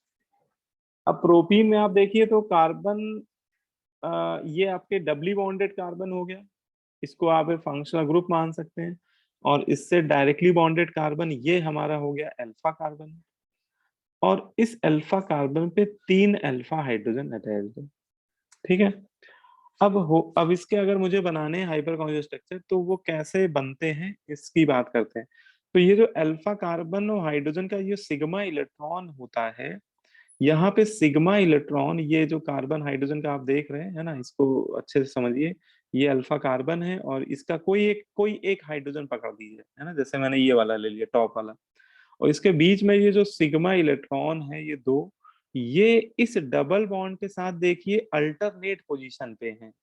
डबल बॉन्ड के पाई बॉन्ड, डबल बॉन्ड में मेन तो बेटा पाई बॉन्ड है, तो इस पाई बॉन्ड के रिस्पेक्ट में देखिए कॉन्जुगेशन में ये वाला सिग्मा इलेक्ट्रॉन जो है, ये वाला सिग्मा इलेक्ट्रॉन ये इस पाई बॉन्ड के साथ कॉन्जुगेशन में, कॉन्जुगेशन मतलब अल्टरनेट पोजीशन में, एक छोड़कर एक वाली जो पोजीशन होती है ना, और इस वजह से ही ये कॉन्जुगेशन हो पा रहा है यहाँ पे। तो अब ये कैसे होता है, तो इसमें बोलते हैं कि ये जो सिग्मा इलेक्ट्रॉन है, ठीक है, कार्बन हाइड्रोजन वाला, तो ये जब देखेगा कि पड़ोस में पाई बॉन्ड है, वो भी उसके कॉन्जुगेशन में है, तो भाई सिग्मा इलेक्ट्रॉन है ना, वैसे भी सिग्मा बॉन्ड में सिंगल बॉन्ड होता है ना, ऐसे समझिए, और डबल बॉन्ड में होता है पाई बॉन्ड, ठीक है। तो पाई बॉन्ड की बॉन्ड एनर्जी ज्यादा होती है, मतलब डबल बॉन्ड की overall bond energy sigma bond से ज्यादा होती है। तो यहाँ पे सिग्मा बॉन्ड जब देखेगा कि पड़ोस में पाई बॉन्ड बैठा हुआ है, तो उसका मन मचलेगा और वो कहेगा कि यार आज मैं डबल बॉन्ड बनाऊंगा, ठीक है। तो ये क्या करेगा कि ये सिग्मा इलेक्ट्रॉन मूव करेगा टुवर्ड्स पाई बॉन्ड, और जैसे ही मूव करेगा तो ये पाई बॉन्ड शिफ्ट हो जाएगा। पाई बॉन्ड तो आप जानते हो बहुत आसानी से शिफ्ट हो जाते हैं, ठीक है। तो ये जैसे ही मूव करेगा, ये इसलिए मूव कर रहा है, ये अपनी स्टेबिलिटी को बढ़ाना चाह रहा है, क्योंकि ये अभी सिग्मा बॉन्ड है और ये पड़ोस में जाएगा तो डबल बॉन्ड बना देगा। तो ये स्टेबिलिटी गेन करने के लिए इस तरह का कॉन्जुगेशन करेगा। अब देखिए इसकी वजह से होगा क्या, देखिए जब ये कॉन्जुगेशन कर रहा होगा तो इसका अगला स्ट्रक्चर कैसा बन रहा होगा। तो ये हाइड्रोजन ने क्या किया, अपना सिग्मा इलेक्ट्रॉन पार्टिसिपेट करा दिया रेजोनेंस में। तो इसमें इस सिग्मा इलेक्ट्रॉन में दो इलेक्ट्रॉन है, उसमें एक इस हाइड्रोजन का है, एक इस कार्बन का है। लेकिन अगर ये दोनों के दोनों इलेक्ट्रॉन यहाँ पे पार्टिसिपेट करेगा ओवरलैपिंग में, तो इस पे आ जाएगा कौन सा चार्ज, पॉजिटिव चार्ज, क्योंकि उसका अपना इलेक्ट्रॉन तो चला गया कॉन्जुगेशन में। तो यहाँ पे क्या आएगा, पॉजिटिव चार्ज, और यहाँ पे बन जाएगा डबल बॉन्ड। और बेटा ये डबल बॉन्ड तो भैया निकल लिया, ठीक है। ये तो आगे वाले नेक्स्ट कार्बन पे चला गया, तो इस पे आ गया सिंगल बॉन्ड, और सबसे टर्मिनल वाले कार्बन पे कौन सा चार्ज लगा दे, निगेटिव चार्ज, है ना। देखो ये इस तरह का स्ट्रक्चर बन रहा है। अब इस स्ट्रक्चर की खास बात ये है कि ये जो हाइड्रोजन है ना, कभी सिग्मा बॉन्ड बना भी रहा था, तो ये हाइड्रोजन हाईली अनस्टेबल इस सिचुएशन में आ गया, भाई उसकी तो दुनिया ही तबाह हो गई, ठीक है। ये सिग्मा बॉन्ड ने अपनी स्टेबिलिटी के चक्कर में ये चला गया पाई बॉन्ड बनाने के, हाइड्रोजन के बारे में नहीं सोचा। गरीब आदमी है भाई, गरीब आदमी बारे में कौन सोचता है हाइड्रोजन, तो इसकी तो दुनिया ही तबाह हो गई, इस पे आ गया पॉजिटिव चार्ज। ये इस समय देखा जाए तो नो बॉन्ड की सिचुएशन में, देखो ये हाइड्रोजन का कार्बन के साथ इस समय कोई बॉन्ड ही नहीं बन पा रहा है इस समय। ये no, this situation is called no bond situation, ठीक है। लेकिन ये जो दूसरे अल्फा हाइड्रोजन है ना, ये इनसे नहीं देखा जाएगा, इनके बीच में मतलब वही ना कि गरीब गरीब के बीच में भी यूनिटी होती है, कि ये देखेगा अगर भाई मेरा संकट में है ना, उसकी तो दुनिया ही उजड़ रही है, तो वो जो पड़ोस वाला दूसरा अल्फा हाइड्रोजन है, ये बोलेगा मैं हूं ना, ठीक है, ये अपना सिग्मा इलेक्ट्रॉन उसको डोनेट कर देगा। मतलब जैसे ही इस पे पॉजिटिव चार्ज आ ही रहा होगा, मतलब ये सिचुएशन एराइज हो ही रही होगी, ठीक है ना, तो ये सिग्मा इलेक्ट्रॉन इसको डोनेट कर देगा। कौन, उसके पड़ोस वाला ये दूसरा हाइड्रोजन, जिससे वो हाइड्रोजन जिस पे पॉजिटिव चार्ज आया है वो क्या हो जाएगा, स्टेबलाइज हो जाएगा, फिर से वो क्या बना लेगा, सिग्मा बॉन्ड, बोलो। लेकिन जिस हाइड्रोजन ने अपना सिग्मा इलेक्ट्रॉन दिया, अब उसका हाल बुरा हो गया भाई, देखो उस पे कौन सा चार्ज आ गया, पॉजिटिव चार्ज, है ना। तो देखिए कितनी ज्यादा यूनिटी है ना, ये हाइड्रोजन ने अपनी स्टेबिलिटी की चिंता नहीं करी, इसने अपने सिग्मा इलेक्ट्रॉन किसको दे दिए, पड़ोस वाले भाई को, कि भैया ये स्टेबल हो जाए, मेरा जो होगा देखा जाएगा। अब ये हो गया है अनस्टेबल, तो अब ये इसको, इसके साथ क्या होगा, तो इसका जो तीसरा भाई है, ये जो तीसरा हाइड्रोजन है, अब ये देखेगा अरे है ना, हमारा भाई संकट में है, तो ये क्या करेगा, ये अपने सिग्मा इलेक्ट्रॉन दे देगा, कॉन्जुगेशन में इन्वॉल्व कर देगा, है ना, और जिससे वो स्टेबल हो जाएगा। बोलो भाई, तो तीनों हाइड्रोजन देखो बारी बारी से क्या कर रहे हैं, अपना सिग्मा इलेक्ट्रॉन जो है वो एक तरह से कॉन्जुगेशन में इन्वॉल्व कर रहे हैं। अब जब तीसरा वाला भी कॉन्जुगेशन में इन्वॉल्व कर दिया, अब चौथा हाइड्रोजन तो है ही नहीं भाई, इस पे 3 ही तो अल्फा हाइड्रोजन थे, एक अल्फा हाइड्रोजन ये था, एक अल्फा हाइड्रोजन ये, तीनों ने बारी बारी से अपना सिग्मा इलेक्ट्रॉन इन्वॉल्व कर दिया है ना। अब क्या होगा कि अब इसको वापस आना पड़ेगा, किसको, ये जो निगेटिव चार्ज आ रहा है ना टर्मिनल वाले कार्बन पे, अब ये वापस आएगा, फिर से पाई बॉन्ड बनाएगा, और ये पाई बॉन्ड फिर से यहाँ पे सिग्मा बॉन्ड का फॉर्मेशन करते हैं। ठीक है, तो फिर से ये बेटा ओरिजिनल स्ट्रक्चर, मतलब ये जब जैसे ही आप बनाओगे तो ये ओरिजिनल स्ट्रक्चर आपको बनता हुआ दिखेगा। तो अगर इस पूरे प्रोसेस में देखें कि ये प्रोपीन के मैंने बनाए हैं, तो प्रोपीन के टोटल हाइपर कॉन्जुगेटेड स्ट्रक्चर कितने बन रहे हैं, है ना। तो हाइपर कॉन्जुगेटेड स्ट्रक्चर्स में नो बॉन्ड वाले स्ट्रक्चर्स काउंट किए जाते हैं। तो जिसमें भी नो बॉन्ड वाली सिचुएशन आ रही है वही काउंट कीजिएगा। तो एक ये हो गया, फिर नो बॉन्ड वाला ये हो गया, और फिर तीसरा नो बॉन्ड वाला ये हो गया। तो इसके टोटल कितने बन गए हाइपर कॉन्जुगेटेड स्ट्रक्चर? 3, है ना, ये 1, ये 2, ये 3, है ना। और इनडायरेक्टली हम लोग ये भी बोल सकते हैं कि हर एक नो बॉन्ड जो स्ट्रक्चर है या हर एक हाइपर कॉन्जुगेट स्ट्रक्चर है, ये बेटा जितने 3 स्ट्रक्चर दिख रहे हैं ना, इन्हीं को हम लोग हाइपर कॉन्जुगेट स्ट्रक्चर बोलते हैं। और इनमें अगर देखा जाए तो किसकी वजह से ये स्ट्रक्चर एराइज हो रहे हैं, है ना, ये स्ट्रक्चर्स के लिए रिस्पॉन्सिबल कौन है? तो ये रिस्पॉन्सिबल है बेटा अल्फा हाइड्रोजन, है ना भाई। यही तो एक तरह से अपना सिग्मा इलेक्ट्रॉन पार्टिसिपेट कर रहे हैं। और इसका मतलब ये भी बोल सकते हैं कि जितने ज्यादा अल्फा हाइड्रोजन होंगे या जितने संख्या में अल्फा हाइड्रोजन होंगे, उतने वो क्या बनाएंगे, हाइपर कॉन्जुगेट स्ट्रक्चर बनाएंगे, है ना। तो इस तरह से हम लोग उसको, जो हम लोग अभी पहले पढ़ के आए, अब वो बात आपको समझ में आ रही होगी कि वहां पे ऐसा क्यों बोला गया था। ठीक है, तो ये इसके बन गए नो बॉन्ड। इनको हम लोग कई नामों से पुकार सकते हैं, नो बॉन्ड रेजोनेटिंग स्ट्रक्चर बोल सकते हैं, हाइपर कॉन्जुगेटिव स्ट्रक्चर्स भी बोल सकते हैं, या बेकर नेथन स्ट्रक्चर भी बोल सकते हैं। ये सारे स्ट्रक्चर हम लोग इनको बोल सकते हैं। ठीक है ना, बात समझ में आई? कोई बात जो ना समझ में आई तो पूछ सकते हो सर भाई। जिसमें बॉन्ड नहीं है सर उनके 3 नाम। हाँ हाँ, ये जो 3 नाम है, ये जिन स्ट्रक्चर में वो सिग्मा बॉन्ड ब्रेक होता हुआ दिख रहा है, वो उनके 3 नाम है ना। ठीक है, ओके ये सर। जो 3 स्ट्रक्चर बन रहे हैं, इनको चाहो तो आप नंबर भी डाल सकते हो। इसको नंबर 1 लिख दीजिए, नंबर 2 लिख दीजिए, नंबर 3 लिख दीजिए। तो ये जो 1 2 3 है, मतलब ये जो बात लिखी गई है, this is for first, second and third structure.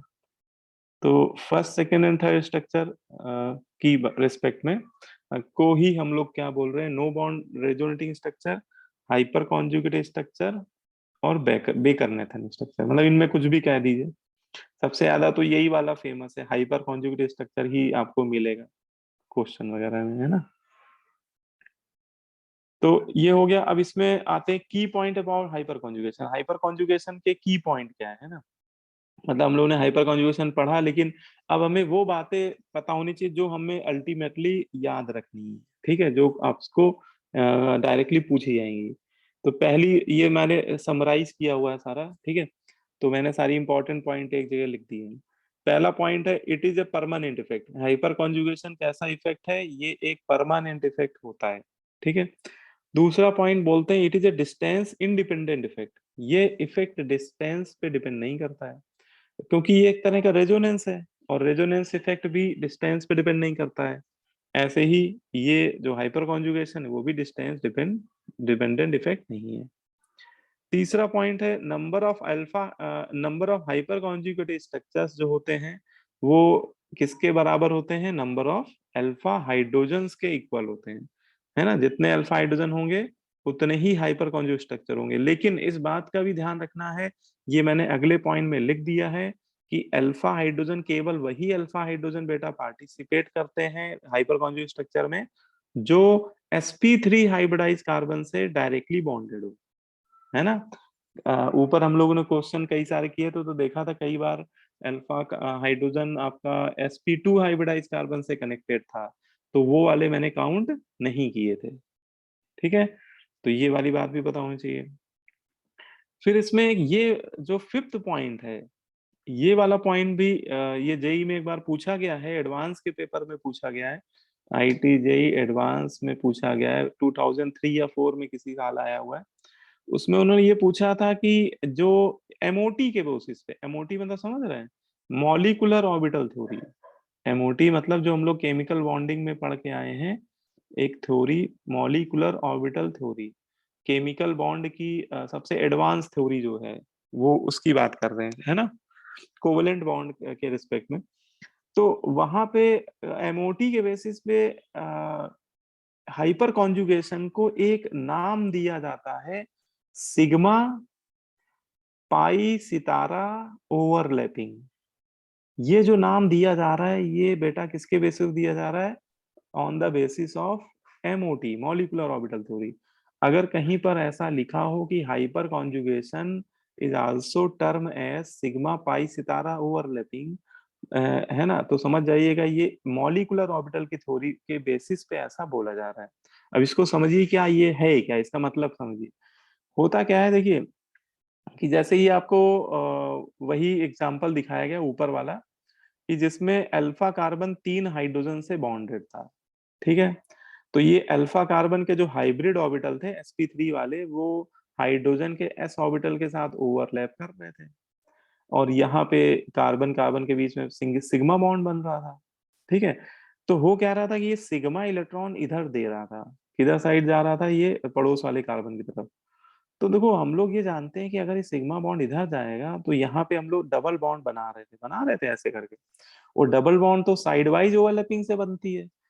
तो ये जो डबल बॉन्ड बनता है जिस समय वो अपने सिग्मा इलेक्ट्रॉन डोनेट करता है, तो ये डबल बॉन्ड, ये जो पड़ोस वाला कार्बन आप देख रहे हैं, ये वाला राइट साइड पे, इसका आपको ये पता होना चाहिए कि ये कार्बन ऑलरेडी डबल बॉन्ड बना रहा था, है ना। ये कार्बन तो पहले से ही डबल बॉन्ड बना रहा था कि नहीं बना रहा था?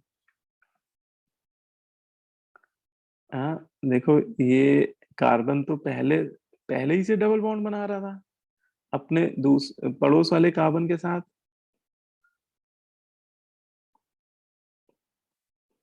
ऐसे, है ना। देखो मैं नीचे बना भी देता हूँ उसका बॉन्ड बॉन्ड लाइन वाला स्ट्रक्चर भी बना देता हूँ, जिससे आपको ये समझ में आए कि ये हो क्या रहा है ना, जैसे आपको लग रहा होगा कि ये क्या हो रहा है, ठीक है।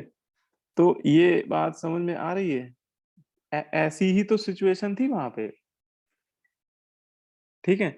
अब जब हम लोग क्या कर रहे थे, सिग्मा इलेक्ट्रॉन इधर मूव करा रहे थे और ये पाई इलेक्ट्रॉन इधर जा रहा था, तो ये जब sigma electron left carbon right carbon पे आ रहा था, तो वो पाई बॉन्ड बना रहा था अगले स्ट्रक्चर में। जैसे ये 1, ये 2, ये 3, अल्फा कार्बन को मैंने 1 दे दिया है, अल्फा कार्बन से ये एल्कीन वाला 2 हो गया, 3 हो गया। तो ये जो अल्फा कार्बन के इलेक्ट्रॉन इधर आ रहा था, तो यहाँ पे डबल बॉन्ड बन रहा था अगले स्ट्रक्चर में, इस जगह पे। तो ये डबल बॉन्ड जब बनता है, तो इस कार्बन का 2 वाला कार्बन का कौन सा ऑर्बिटल पार्टिसिपेट करता है बॉन्डिंग में? तो ये बात इंपॉर्टेंट आपको समझनी है कि ये जो डबल बॉन्ड बनता है, इसमें इस कार्बन का, देखो ये मॉलिक्यूलर ऑर्बिटल थ्योरी ये बोलती है कि कार्बन के पास 2 तरह के ऑर्बिटल होते हैं, बॉन्डिंग और एंटी बॉन्डिंग, ठीक है। लेकिन इसका जो ये वाला पाई बॉन्ड बनता है 1-2 के बीच में, उसमें इस कार्बन का एंटी बॉन्डिंग ऑर्बिटल जो होता है, वो बॉन्डिंग में पार्टिसिपेट करता है। यहाँ पे कौन सा करता है? एंटी बॉन्डिंग वाला। पाई सितारा एक्चुअली याद करो, एमओटी में हम लोग किसको बोलते थे? एंटी बॉन्डिंग ऑर्बिटल को ही तो बोलते थे, है ना। याद आ रहा है? Yes sir. ठीक है। तो ये बोला जाता है कि यहाँ पे जो पाई बॉन्ड बन रहा है, वो उसके एंटी बॉन्डिंग ऑर्बिटल के रिस्पेक्ट में बन रहा है, और तभी ये पाई बॉन्ड परमानेंट नहीं बन पाता है। मतलब इसका बॉन्डिंग वाला खाली जरूर हो रहा है, लेकिन वो पाई बॉन्ड बॉन्डिंग वाले के साथ ना बन के किसके साथ बन रहा है? एंटी बॉन्डिंग ऑर्बिटल के साथ, ठीक है। तो ये आपको पता होना चाहिए, तभी ये बॉन्ड जो बन रहा है यहाँ वाला, वो परमानेंट नहीं बन रहा है। अदरवाइज वो एक बार बन जाए तो आसानी से फिर टूटे ना, ठीक है, वो वापस फिर से मूव कर जाता है लास्ट में। तो ये ध्यान रखना है कि यहाँ पे जो ओवरलैपिंग हो रही है, सिग्मा इलेक्ट्रॉन जो बेटा ओवरलैप कर रहे हैं अगले स्ट्रक्चर में, वो उसके एंटी बॉन्डिंग ऑर्बिटल के साथ पाई बॉन्ड बना रहे हैं। तो इस तरह की ओवरलैपिंग को हम लोग बोलते हैं, ये जो ओवरलैपिंग यहाँ पे हो रही है ना, 1 और 2 कार्बन के बीच में जो डबल बॉन्ड बन रहा है, वो किस तरह की ओवरलैपिंग है? सिग्मा पाई सितारा ओवरलैपिंग। ठीक है, मतलब उसके sigma electron anti bonding orbital के साथ पाई बॉन्ड का फॉर्मेशन कर रहे हैं।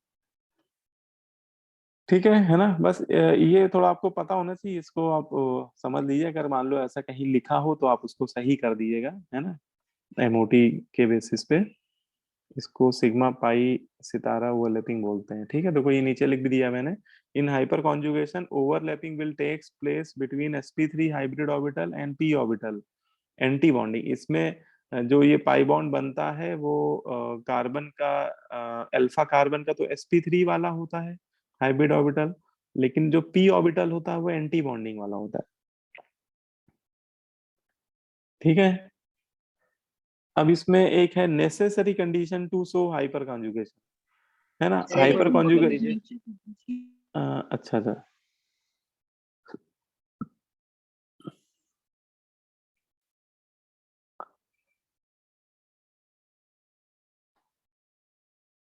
ठीक है।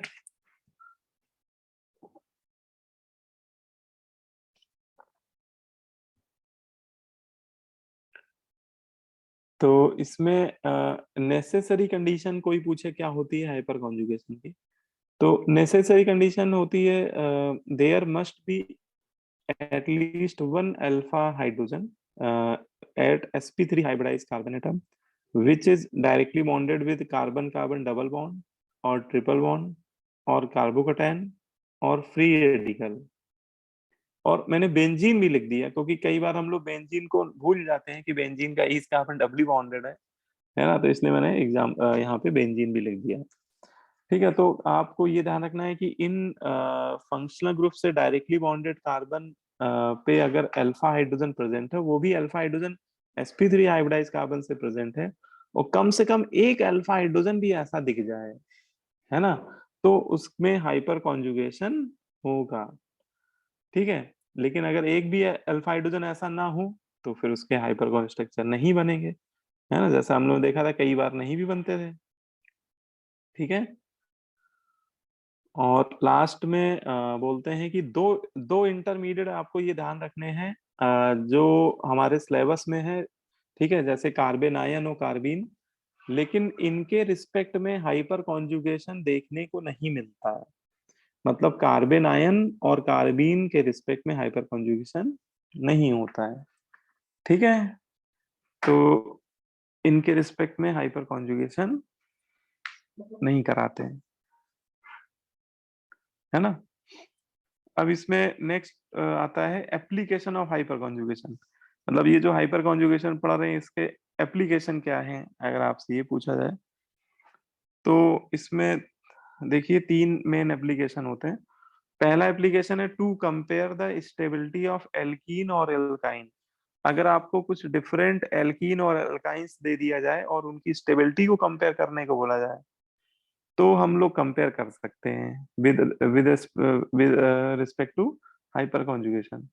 और इसमें सीधा सा स्टेटमेंट है कि जिस एल्कीन के जितने ज्यादा नंबर में बन रहे होंगे हाइपर कॉन्जुगेटिव स्ट्रक्चर, उसकी कार्बन कार्बन डबल बॉन्ड मतलब एल्कीन की स्टेबिलिटी भी उतनी ज्यादा बढ़ जाएगी, है ना। क्यों बढ़ जाएगी? क्योंकि देखो कार्बन कार्बन के बीच में जो पाई बॉन्ड होता है, पाई बॉन्ड के बारे में आपको पता होगा कि पाई बॉन्ड जितना ज्यादा डीलोकलाइज्ड कंडीशन में होता है, पाई बॉन्ड जो होता है वो थोड़ा घुमक्का टाइप का होता है, जितना ज्यादा डीलोकलाइज्ड होता है उतना ही ज्यादा उसकी स्टेबिलिटी क्या होती है, बढ़ जाती है। ठीक है, तो पाई इलेक्ट्रॉन जितना ज्यादा डीलोकलाइज, जितना ज्यादा नंबर में वो रेजोनेटिंग मतलब हाइपर कॉन्जुगेट स्ट्रक्चर बनाएगा उतना ही ज्यादा एक्सटेंट में वो डीलोकलाइज करेगा, और जितना एक्सटेंट में डीलोकलाइज करेगा उतना ही टाइम से उसकी स्टेबिलिटी क्या हो जाएगी, बढ़ जाएगी। तो एल्कीन की स्टेबिलिटी, या एल्काइन में भी बोल सकते हो क्योंकि एल्काइन में भी पाई बॉन्ड होते हैं, है ना, उनकी stability number of hyper conjugate structures के डायरेक्टली प्रोपोर्शनल होती है। और नंबर ऑफ हाइपरकॉन्जुगेट स्ट्रक्चर हम लोग जानते हैं निकालना, अल्फा हाइड्रोजन के रिस्पेक्ट में निकाल सकते हैं, है ना। जैसे एक एग्जांपल ये लिया हुआ है मैंने। सर थोड़ा ऊपर कर दीजिए हाँ बिल्कुल बेटा। सर, और वो सर नेट पे सर थोड़ा ऊपर। अच्छा, और बस सर, बस बस।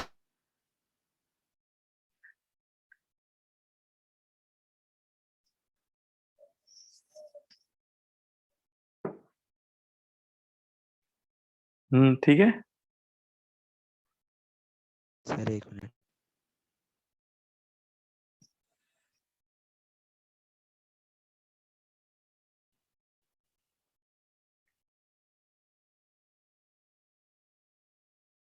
Yes sir, thank you sir. हाँ हो गया। अच्छा ठीक है, तो इसमें पहला एप्लीकेशन जो है इसमें हम लोग एल्कीन अल्काइन की स्टेबिलिटी को कंपेयर कर सकते हैं, ठीक है। अब जैसे ये क्वेश्चन है, इसमें आपको 4 एल्कीन दी हुई है, 4 डिफरेंट एल्कीन लिख कर दी हुई है, और आपसे कह रहा है arrange the above alkene in increasing order of their stability, है ना। इन एल्कीन्स को आपको इनके स्टेबिलिटी के ऑर्डर में अरेंज करना है। तो हम लोग सबसे पहले क्या करेंगे, देखेंगे ये सारी एल्कीन्स हैं, है ना। कार्बन कार्बन के बीच में देखो सभी में डबल बॉन्ड दिख रहा है।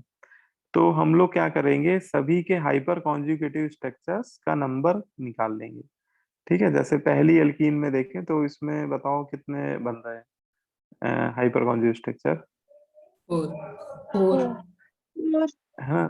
तो इसमें आपके 4 बन जाएंगे, बिल्कुल सही। इसमें 4 अल्फा हाइड्रोजन है।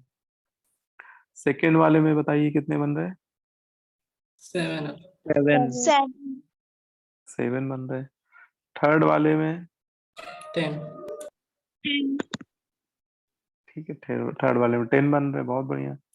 और ऐसे लास्ट में इसमें कितने बन रहे हैं। हाँ इसमें 3 ही बन पा रहे हैं, है ना। 2 यहाँ पे है और 1 यहाँ पे है। तो इसमें अल्फा हाइड्रोजन का नंबर सबसे ज्यादा देखा जाए तो सी वाली एल्कीन में है। तो जितने ज्यादा हाइपर कॉन्जुगेट स्ट्रक्चर होंगे उतने ही स्ट्रक्चर्स में ये पाई बॉन्ड अपनी पोजीशन बदल रहा होगा, है ना। मतलब वो पाई बॉन्ड डीलोकलाइज्ड कंडीशन में होगा, और पाई बॉन्ड जितना ज्यादा डीलोकलाइज करता है वो उतना ही ज्यादा स्टेबल होता है। तो पाई बॉन्ड मतलब सबसे ज्यादा स्टेबल हो जाएगा हमारा सी। फिर हम लोग बोल देंगे, किसको बोल दें इसके बाद, बी बी को बोल देते हैं, ठीक है। तो बी हो गया, बी के बाद हो जाएगा ए, और ए से भी लेस स्टेबल हमारा डी हो जाएगा, ठीक है। तो ये स्टेबिलिटी ऑर्डर हो जाएगा इन एल्कीन्स के रिस्पेक्ट में, इन एल्कीन के रिलेटिव स्टेबिलिटी ऑर्डर आपने लिख दिया, ठीक है। तो इस तरह से कई बार आपको सिंपल ऐसे क्वेश्चन दिए जाएंगे, अलग अलग टाइप की एल्कीन्स आपको बना के दे दी जाएंगी, और आपको स्टेबिलिटी ऑर्डर पूछा जा रहा होगा, ठीक है। एक एप्लीकेशन तो ये हो गया। सेकेंड एप्लीकेशन इसका है to compare the relative stability of carbocation and free radical. आपको अगर कुछ कार्बोकैटायन या फ्री रेडिकल दे दिए जाए और उनके बीच में पूछा जाए स्टेबिलिटी ऑर्डर, ठीक है, तो भी हम लोग हाइपर कॉन्जुगेशन के बेसिस पे बता सकते हैं, है ना। स्टेबिलिटी ऑफ कार्बोकैटायन और free radical is also directly proportional to number of hyper conjugate structure. तो बोलते हैं कि कार्बोकैटायन या फ्री रेडिकल की जो स्टेबिलिटी होती है वो भी अल्फा कार्बन के, अल्फा हाइड्रोजन के नंबर पे डिपेंड करती है। अब जैसे ये एक एग्जांपल लिया हुआ है, यहाँ पे आपको 3 कार्बोकैटायन दिखाए जा रहे हैं, है ना। ये वाला आपका कार्बोकैटायन, इसको 1 डिग्री कार्बोकैटायन बोलते हैं। कार्बोकैटायन को भी 1 डिग्री, 2 डिग्री, 3 डिग्री में क्लासीफाई कर दिया जाता है। तो इसमें आप देखो 1 डिग्री वाला जो कार्बोकैटायन है वो, इसके रिस्पेक्ट में एक ही अल्फा हाइड्रोजन है ना, अल्फा कार्बन। और इस पे टोटल अल्फा हाइड्रोजन देखें तो 3 अल्फा हाइड्रोजन है। इस पे टोटल इसके हाइपर कॉन्जुगेटिव स्ट्रक्चर अगर देखें तो 3 ही बन पा रहे होंगे। लेकिन जो 2 डिग्री वाला है, अच्छा डिग्री, डिग्री बोलने का मतलब क्या होता है ये बात समझ लीजिए, कि जैसे ये कार्बन 1 डिग्री, कार्बोटन 1 डिग्री है, तो डिग्री हम लोग ऐसे बोलते हैं कि जिस कार्बन पे पॉजिटिव चार्ज है ये कार्बन कितने कार्बन से डायरेक्टली बॉन्ड करे। अगर ये कार्बन एक कार्बन से बॉन्डेड है डायरेक्टली तो वो 1 डिग्री हो गया। लेकिन अगर जैसे ये वाला सेकंड वाला एग्जांपल देखिए तो ये कार्बन 2 कार्बन से डायरेक्टली बॉन्डेड है, तो इसको हम लोग 2 डिग्री बोल देते हैं। और इसमें ये कार्बन देखो 3 कार्बन से डायरेक्टली बॉन्डेड है, एक इस कार्बन से, एक इस कार्बन से, एक इस कार्बन से, तो इसको डिग्री के रेस्पेक्ट 3 बोल देते हैं, डिग्री। ठीक है, तो अब जैसे 2 डिग्री वाला है तो इसमें देखें तो टोटल 6 अल्फा हाइड्रोजन है, और 3 डिग्री में टोटल 9 अल्फा हाइड्रोजन है। तो जैसे जैसे डिग्री बढ़ती जा रही वैसे वैसे अल्फा हाइड्रोजन का नंबर भी बढ़ता जा रहा है। तो इनका स्टेबिलिटी ऑर्डर भी अगर कोई पूछे तो 3 सबसे ज्यादा स्टेबल हो जाएगा, मतलब 3 डिग्री वाला, और फिर आपका कौन सा 2 डिग्री वाला, और फिर आपका 1 डिग्री वाला, है ना। 3 डिग्री मोस्ट स्टेबल, फिर 2 डिग्री, फिर 1 डिग्री। तो कार्बोकटायंस में भी ऐसे आपको पूछा जा सकता है, मतलब इस तरह से आपको डिफरेंट डिफरेंट कार्बोकटायन देके स्टेबिलिटी ऑर्डर में अरेंज करने को बोला जा सकता है।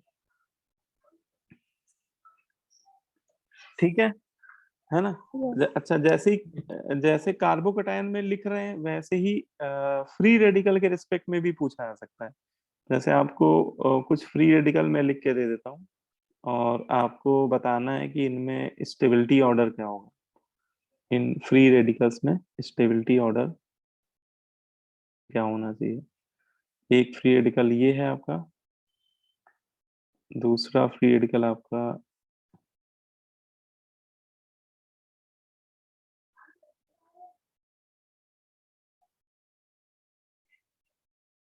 ये है, और तीसरा आपका ये है। ठीक है, मैं आपको 3 ही दे रहा हूँ, इन तीनों में हमें स्टेबिलिटी ऑर्डर बताना है।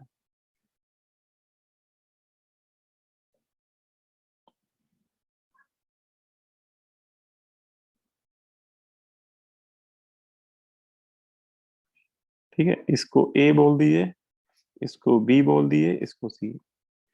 अब इन फ्री रेडिकल्स में अगर आपसे पूछा जाए कि स्टेबिलिटी ऑर्डर क्या होगा तो कैसे बताएंगे, बताइए। सर बी, फिर बी ए सी। BAC। बी ए सी है ना, बी मोस्ट स्टेबल हो जाएगा, बहुत बढ़िया। फिर हमारा बी के बाद कौन सा बताया, ए ए वाला। ठीक है, बहुत बढ़िया। और फिर सी वाला हो जाएगा। ठीक है, तो इस तरह के क्वेश्चन बिल्कुल बहुत कॉमन है ना। इसमें भी आपने हाइपर कॉन्जुगेट स्ट्रक्चर्स का ही नंबर देखा होगा। इसमें देखिए तो इसमें 2 अल्फा कार्बन है और टोटल देखे होंगे तो 4 अल्फा हाइड्रोजन मिल रहे होंगे। इसमें कार्बोकटायन के रिस्पेक्ट में ये भी अल्फा है, ये भी अल्फा है, ये भी अल्फा है, और रिंग वाले अल्फा पे तो 4 ही होंगे, लेकिन 3 इस पे मिल गए, मेथिल पे टोटल 7 हो गए। और इसमें रेडिकल के रिस्पेक्ट में ये अल्फा है, ये अल्फा है, इसमें 3 ही मिल रहे होंगे आपको। तो सबसे ज्यादा स्टेबल आपका बी हो गया, फिर आपको ए लिखना होगा, फिर आपको सी लिखना होगा। तो इन फ्री रेडिकल की स्टेबिलिटी का ऑर्डर भी हाइपर कॉन्जुगेटिव स्ट्रक्चर्स के नंबर पे डिपेंड कर रहा है ना। जितने ज्यादा हाइपर कॉन्जुगेटिव स्ट्रक्चर्स बन रहे हैं उतने ज्यादा उतने ही ज्यादा उसकी स्टेबिलिटी भी है। ठीक है, बोलिए, बात आ रही समझ में। ठीक है, तो ये जो हम लोग पढ़ रहे हैं, अच्छा एक एप्लीकेशन और है इसमें, वो भी लिख लेता हूँ। तीसरा एप्लीकेशन है to determine the enthalpy of hydrogenation, to determine the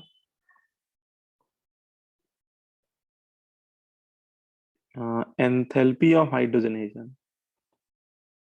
enthalpy of hydrogenation ये अभी वैसे हम लोग थर्मोडायनेमिक्स पढ़ेंगे तो उसमें ये एक एंथैल्पी होती है, एंथैल्पी ऑफ हाइड्रोजनेशन के नाम से पढ़ते हैं, हाइड्रोजनेशन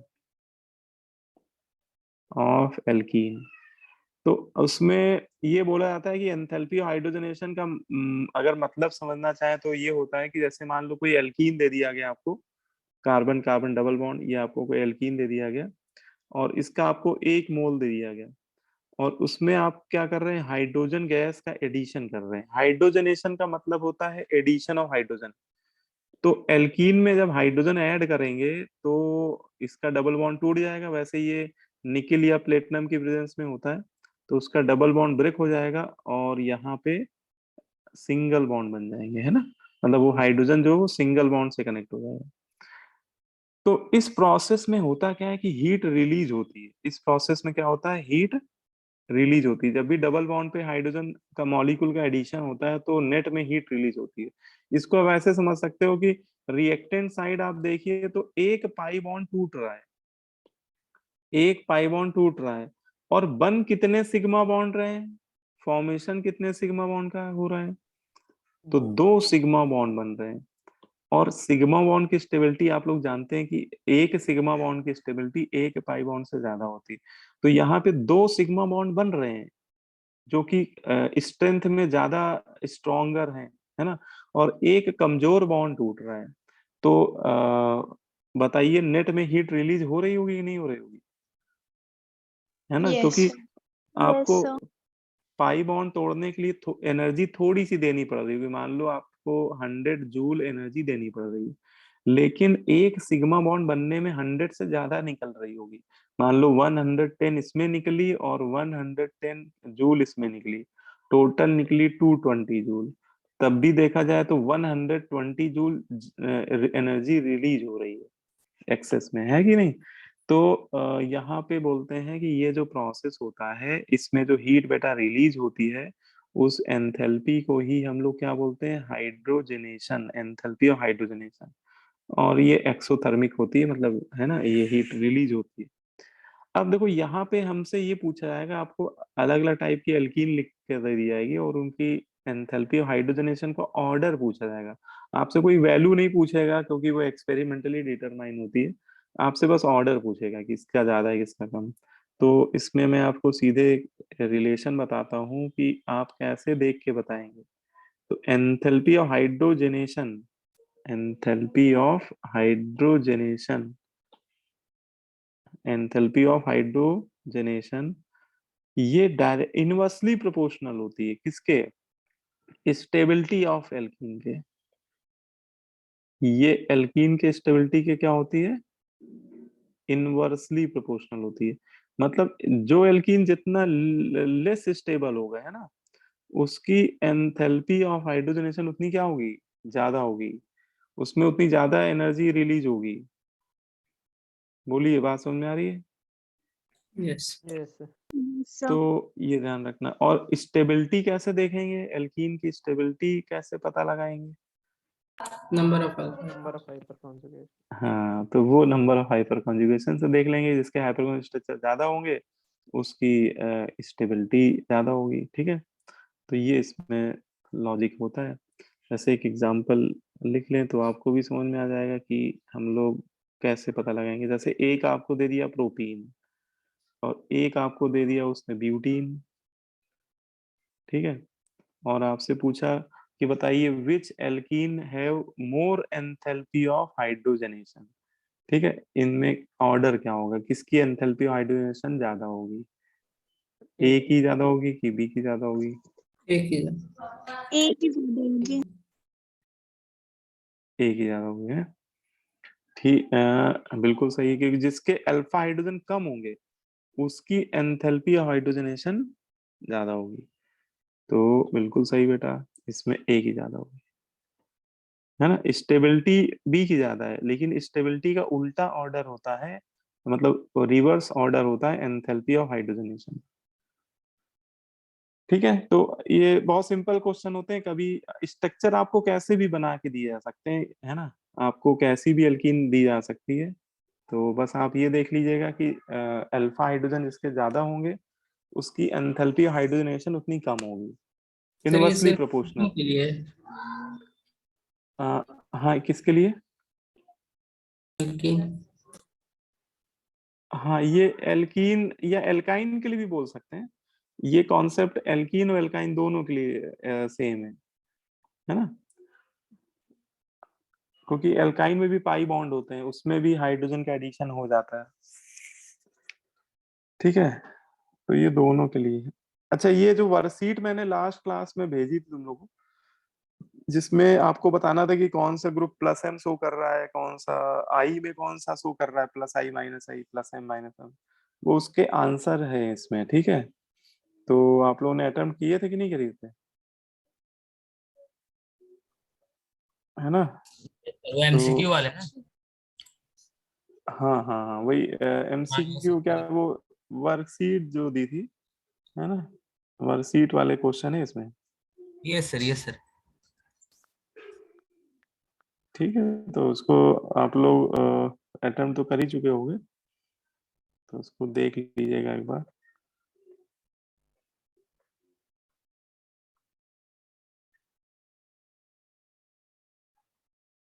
ठीक है, तो इसमें कुछ क्वेश्चन अगर कर लेते हैं, जितना हम लोगों ने पढ़ा है उससे रिलेटेड।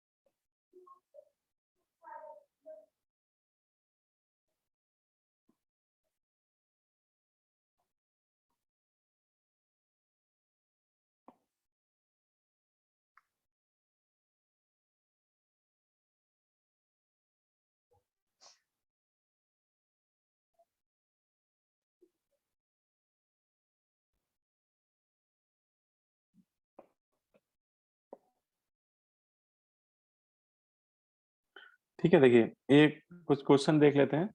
ये सभी क्वेश्चन ये हाइपर कॉन्जुगेशन पे ही बेस्ड है। अब जैसे पहला क्वेश्चन है F2, इसमें कह रहा है which of the following can not exhibit hyper conjugation. आपसे बोल रहा है कि ये बताइए किसमें हाइपर कॉन्जुगेशन नहीं होगा, है ना? बताइए कौन बताएगा, जो ही बताओ क्या होगा। Sir D.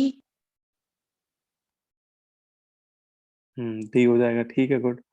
है ना, हाइपर कॉन्जुगेशन उसी में नहीं होगा जिसमें अल्फा हाइड्रोजन 0 होंगे, है ना, या alpha hydrogen doubly bonded carbon से कनेक्टेड होंगे। तो जैसे पहला तो हो नहीं सकता क्योंकि ये इसमें तो sp3 हाइब्रिडाइज कार्बन से कनेक्टेड है ना? अच्छा, दूसरे में भी होंगे तीन छह छह अल्फा हाइड्रोजन है बेटा।